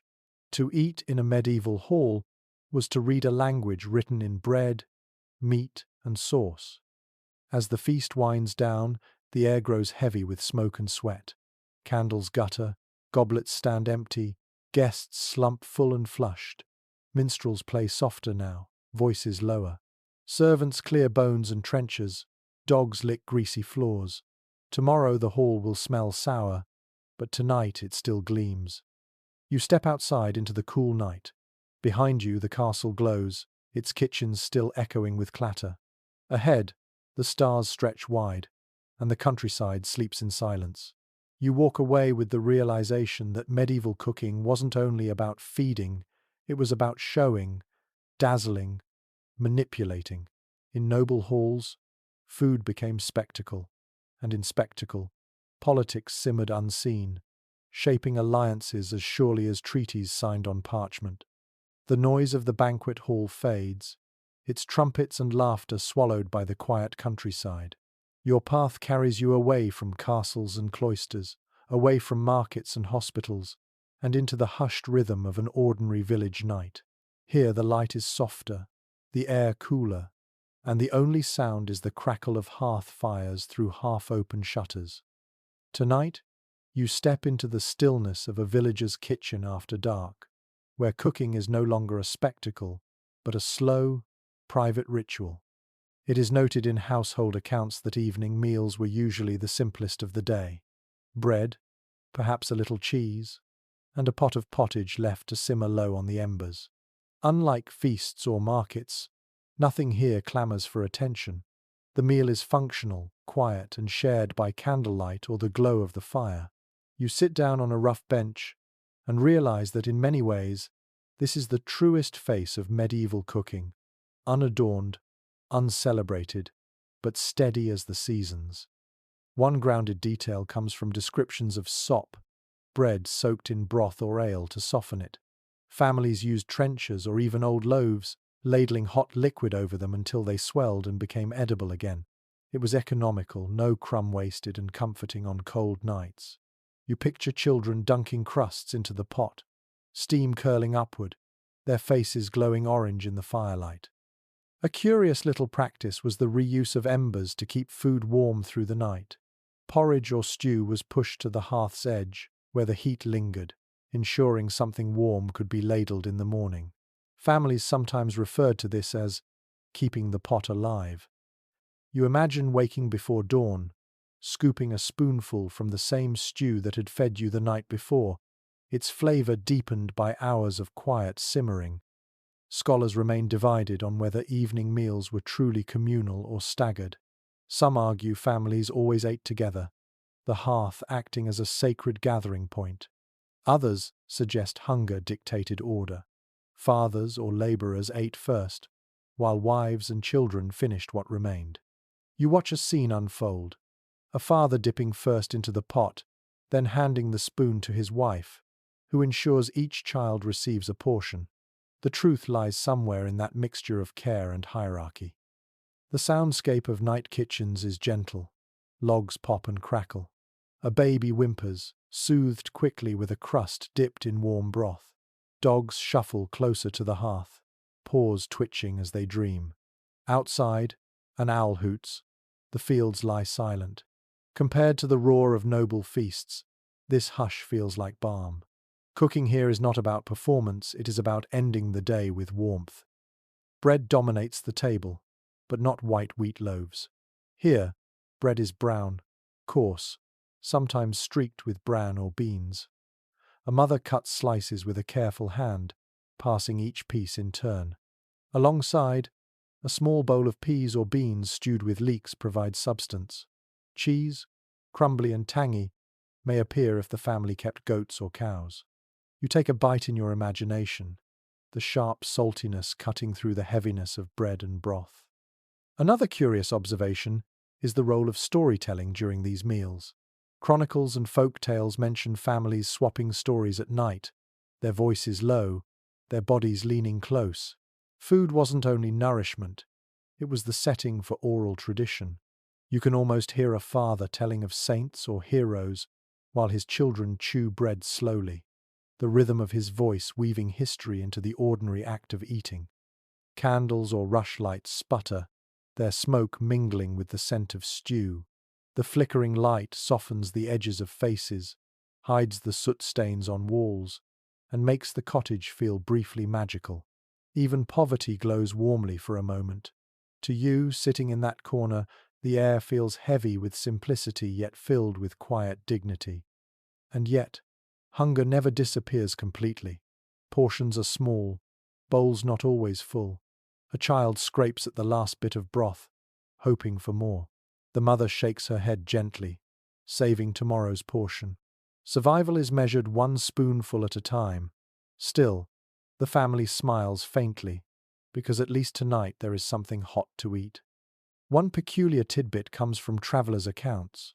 Visitors often complained of the smoke in cottages at night. Without proper chimneys, the rooms filled with haze, stinging eyes and lungs. But villagers tolerated it, accustomed to living inside clouds of wood smoke. You blink as your eyes water, realizing this was the price of warmth and supper combined. As the meal ends, bowls are licked clean, scraps tossed to the dog, and the pot is nudged back to the coals. Children curl into straw beds, bellies warmed just enough to fall asleep. Parents whisper softly, their voices mingling with the faint hiss of embers. Silence deepens until only the steady breathing of sleepers and the occasional pop of wood remain. This nightly rhythm repeated for centuries, unchanged across villages. No gilded pies, no peacock feasts, just bread, broth, cheese, and firelight. And yet, in its plainness, lay the strength of medieval life. Without these quiet suppers, there could be no markets, no guild feasts, no noble banquets. The grand stages rested on the humble scaffolding of nightly bowls of pottage. As you step out into the night, the cottage behind you glows faintly, smoke curling from the roof. Stars scatter above fields, and the village lies hushed. You walk away, carrying the memory of warmth, of simple broth on coarse bread, of whispered stories told by firelight.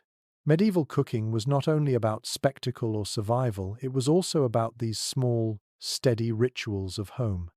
The quiet of the village hearth still lingers as you walk farther into the countryside, where the land itself tells a story of food. The wind smells faintly of tilled soil and manure, and in the distance you hear the creak of a plough pulled by oxen. Tonight, your path leads not into a kitchen, but into the open fields, where farming and food production began long before pots and pans transformed it.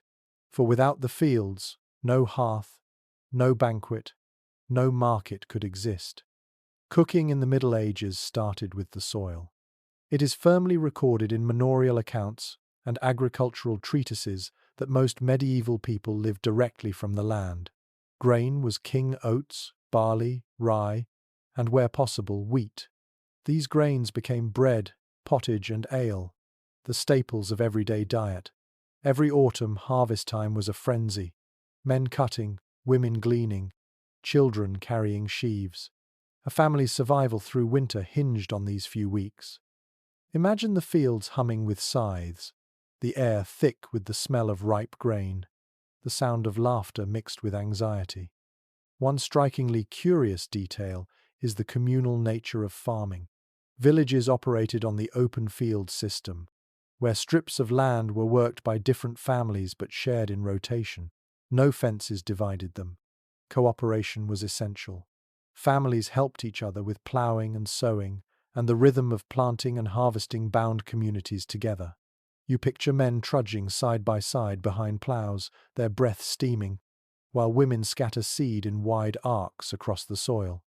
Food production was less individual effort than collective choreography. Scholars continue to debate how efficient this system truly was.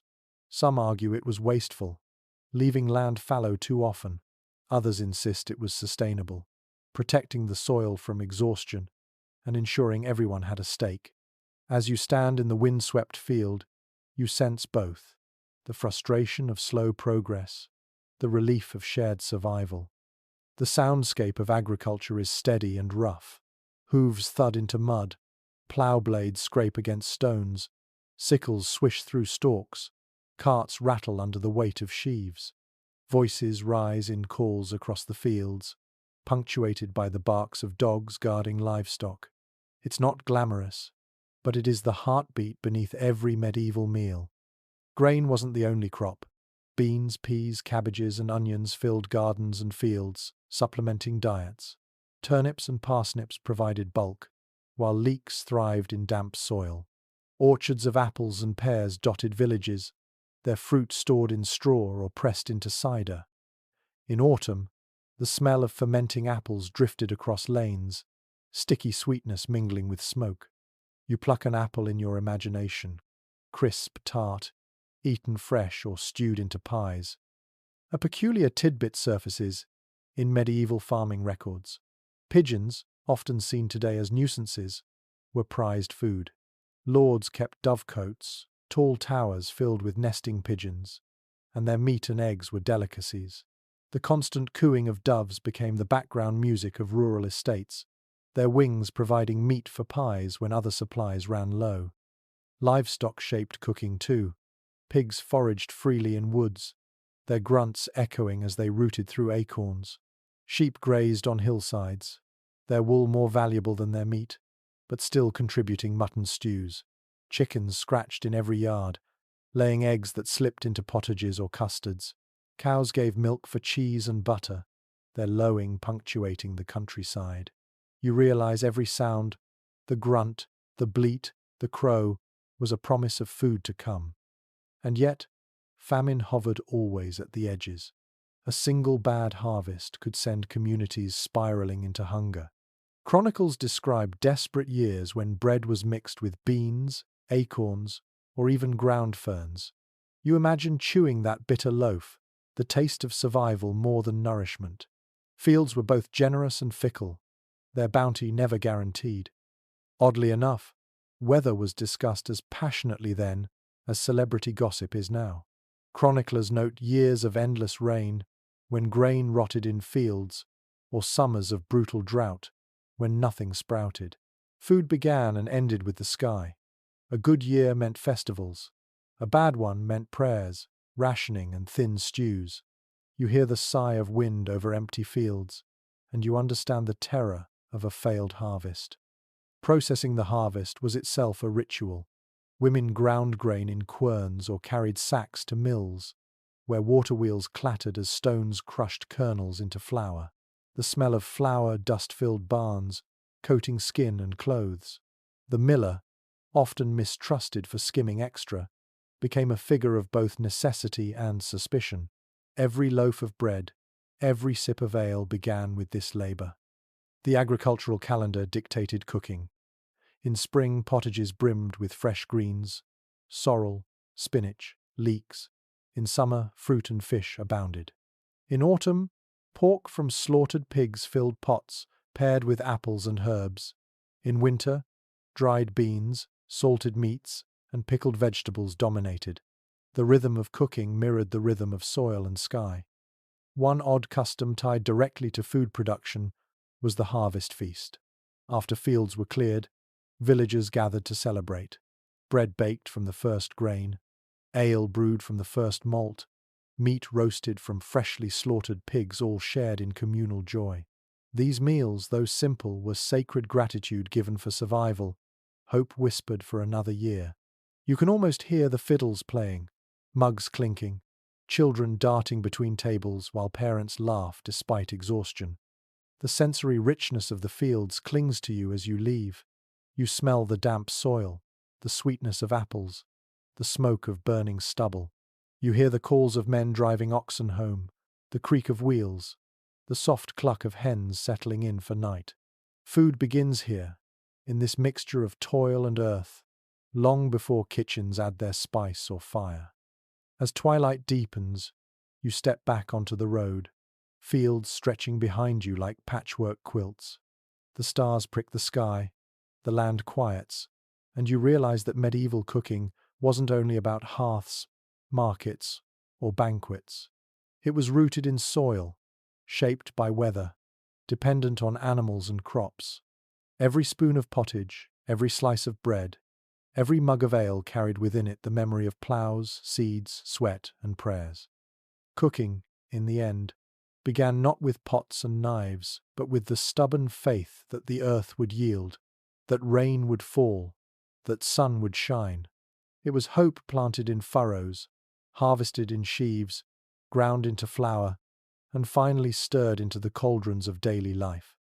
The smell of damp fields still clings to you as you wander onward, but now your path leads toward a different kind of kitchen, one that belongs not to peasants or monks or nobles, but to the growing class of professional cooks who wrote down what they knew. Tonight, you step into the world of medieval cookbooks and written recipes, where the art of preparing food began to crystallize into words, parchment, and memory. It is reliably documented that by the late Middle Ages, collections of recipes circulated among wealthy households. The form of curie, commissioned by the cooks of King Richard II in England and Le Viandier of Talavant in France, are among the most famous. These weren't everyday guides for peasants. They were manuals of status, recording the kinds of dishes served in courts, elaborate sauces, spiced roasts, delicate pastries. Recipes weren't precise instructions, but reminders for trained cooks who already knew their craft. Imagine flipping through a manuscript and finding, "Take hens, boil them, add almonds and sugar, and serve." No measurements, no times, only hints for the skilled. One oddly charming detail about these manuscripts is how often they emphasize color as much as taste.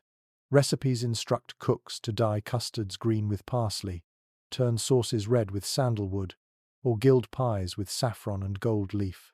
You imagine a court kitchen where cooks stir pots of rainbow-colored foods, each hue a sign of extravagance. To medieval diners, taste was only part of the spectacle. Appearance mattered just as much. Historians continue to debate who actually used these books. Some argue they were practical tools for royal cooks, written to preserve traditions. Others believe they served more as symbols of prestige, displayed in noble libraries to demonstrate refinement. Perhaps both are true. Cooks consulted them in smoky kitchens, while lords boasted of owning them without ever lifting a ladle. You picture a nobleman proudly showing a guest his leather-bound recipe book, though he couldn't roast a chicken himself. The soundscape of this world is different from hearth or hall.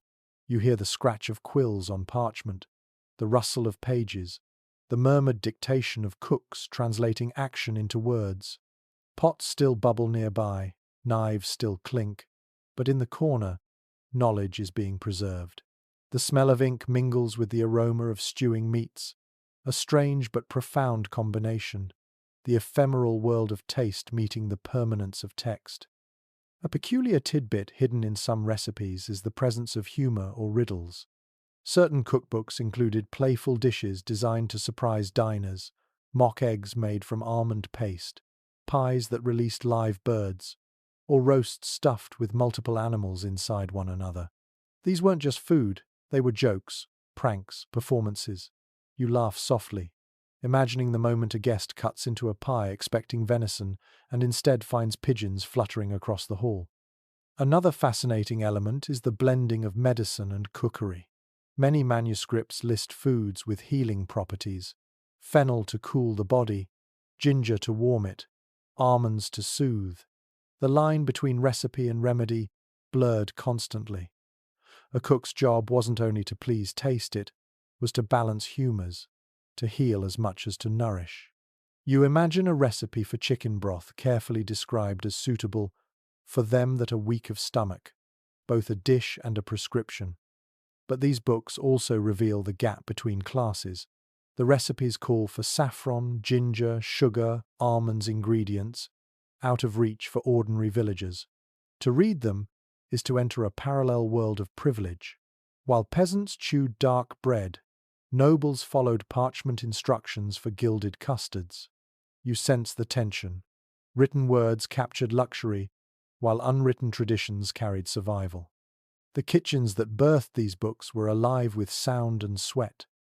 Apprentices ground almonds into paste, stirred cauldrons of spiced wine, and plucked geese by the dozen. The master cook, quill in hand, dictated to a clerk, "Take this and add that, and stir until it be enough." No precision, because precision lived in muscle memory, in senses honed by years of labor. The manuscript was a skeleton. The flesh lived in practice. One quirky note is how these recipes spread. Some were copied by hand, traded as gifts between noble households. Others traveled across borders, bringing French sauces into English kitchens or Italian custards into northern feasts. Food became a kind of diplomacy, recipes crossing languages and lands long before the age of printed cookbooks.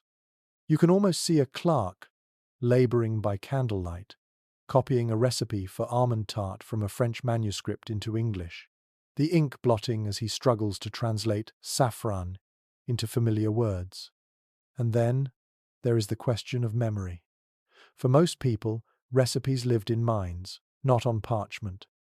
Mothers taught daughters, cooks taught apprentices, hands showed hands. The manuscripts we have are rare survivors of a world where taste was ephemeral. You realize that for every recipe written down, dozens more vanished into smoke, into tongues, into forgotten hands stirring forgotten pots. The sensory world of these books is vivid even now. Imagine flipping a page and smelling saffron even centuries later, because the cook who wrote it last did so with fingers stained gold. Imagine spotting grease marks on parchment, proof that the book sat open in a smoky kitchen while broth splattered across the margins. The words themselves carry scent and stain, traces of meals long gone. Scholars still argue whether these recipes reflect actual medieval taste or exaggerated ideals. Did people truly crave sugar-laden meat stews, or were these dishes rare curiosities? Did cooks follow the instructions exactly, or were they improvisations dressed in fine words? You lean closer to the manuscript in your imagination, feeling the pull of uncertainty. Every recipe is both evidence and mystery, telling you just enough to make you hungry but never enough to let you taste. As night deepens, you leave the scriptorium, the smell of ink and parchment fading. Outside, the world returns to earthier scents: wood smoke, damp soil, bread cooling on a shelf. But you carry with you the knowledge that medieval cooking wasn't only lived, it was written, remembered, and preserved. The cookbooks transformed fleeting flavors into lasting words, letting us glimpse not only what they ate, but how they dreamed about food. And you realize something profound. In every gilded custard or almond tart recipe, there's a bridge across centuries. The scribbled words in those manuscripts let you, centuries later, taste with your imagination the strange, spiced, colorful world of a medieval kitchen. Cooking became not just survival or spectacle, but memory itself, inked, preserved, shared. The smell of parchment and saffron lingers faintly in your imagination as you step back out into the open night. The journey has carried you through hearths and halls, markets and monasteries, fields and ships. And now, as the medieval world quiets around you, it is time to consider what all of it left behind. Tonight you stand at the threshold of modernity, looking at the legacy of medieval kitchens and how their methods echo on our tables today. It is firmly established in culinary history that many of our staples, bread, beer, cheese, pies, and stews, took their familiar forms in the Middle Ages. The techniques may have been crude compared to modern ovens and mixers, but the foundations were laid here. The daily pottage of peasants, simmered endlessly over embers, lives on in the hearty soups and stews we still ladle on cold evenings. The roasted meats of noble halls have their descendants in our Sunday roasts. Even the communal act of breaking bread, so essential to village life, still shapes how we gather at tables. One fascinating little thread is how certain medieval quirks became timeless. The communal bakehouse, for example, survives in the neighborhood bakery. Where once villagers carried baskets of dough to the village oven, we now stroll to bakeries for loaves baked by others. The habit of dyeing foods with saffron or herbs continues in our desire for food presentation, no longer gold leaf on swans, but colorful garnishes on plates. The theatrical impulse never left us. It just traded castles for restaurants. Scholars continue to debate how much of medieval taste we would actually enjoy today. Some argue the heavy use of spices, the sweet savory blends, would shock modern palates. Others point out that dishes like spiced cider, meat pies with fruit, or almond-based desserts feel remarkably familiar. You imagine sitting down to a medieval table and finding both comfort and surprise. Pottage warm and recognizable, but venison sweetened with sugar leaving you puzzled. Perhaps the greatest legacy is this tension food, as both continuity and change. The sensory echoes are strong. When you taste a hunk of crusty bread, you are not far from a peasant breaking his coarse loaf. When you sip ale, you share in the daily ritual of villagers who brewed for survival. A spoonful of custard links you to monks, savouring a rare pittance on a feast day. Every modern meal, however ordinary, carries whispers of medieval kitchens, like voices heard faintly through smoke.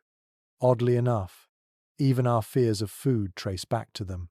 Concerns about hygiene, spoilage, and fire remain, though we fight them with refrigerators, fire codes, and food safety laws.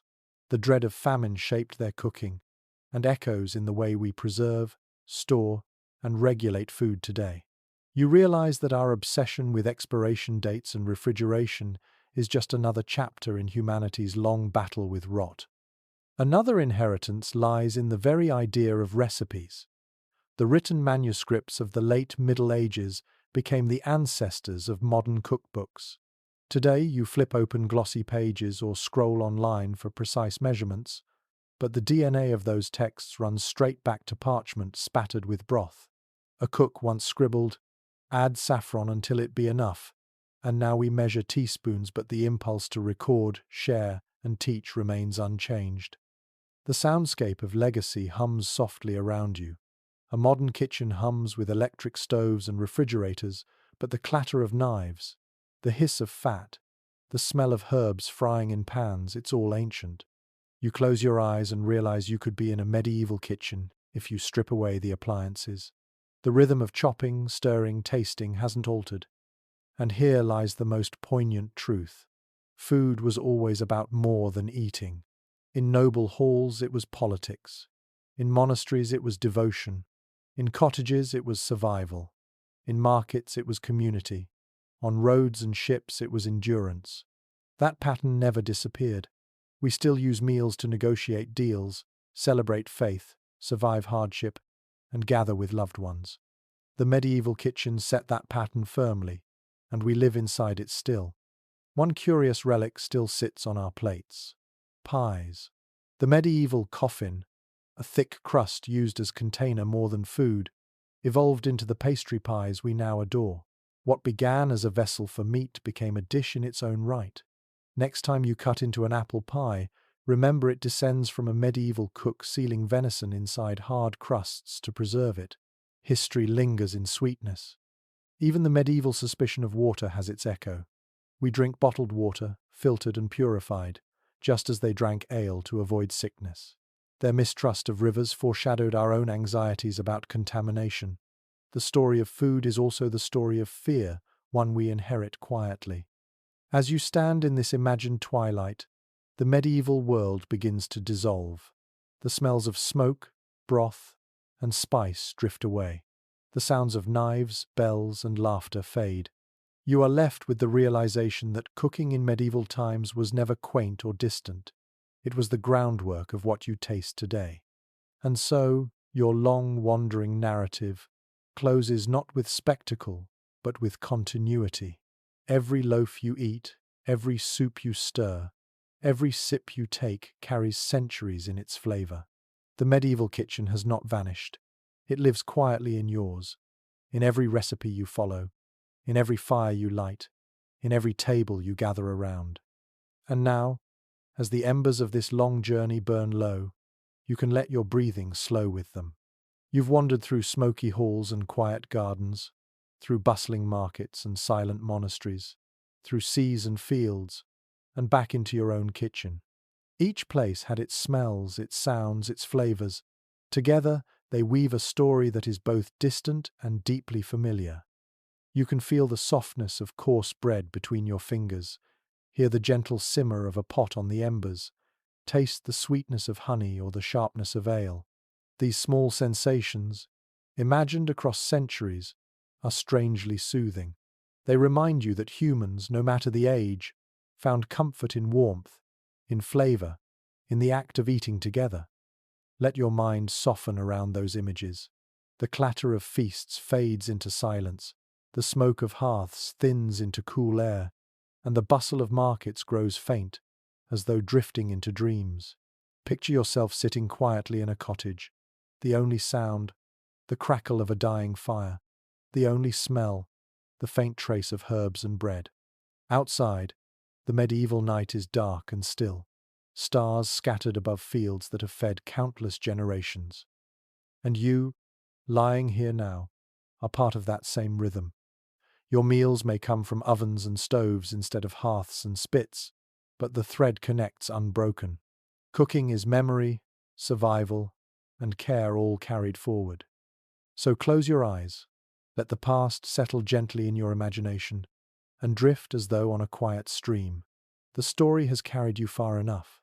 Sleep comes easily now, soft as bread, steady as fire, timeless as the taste of home.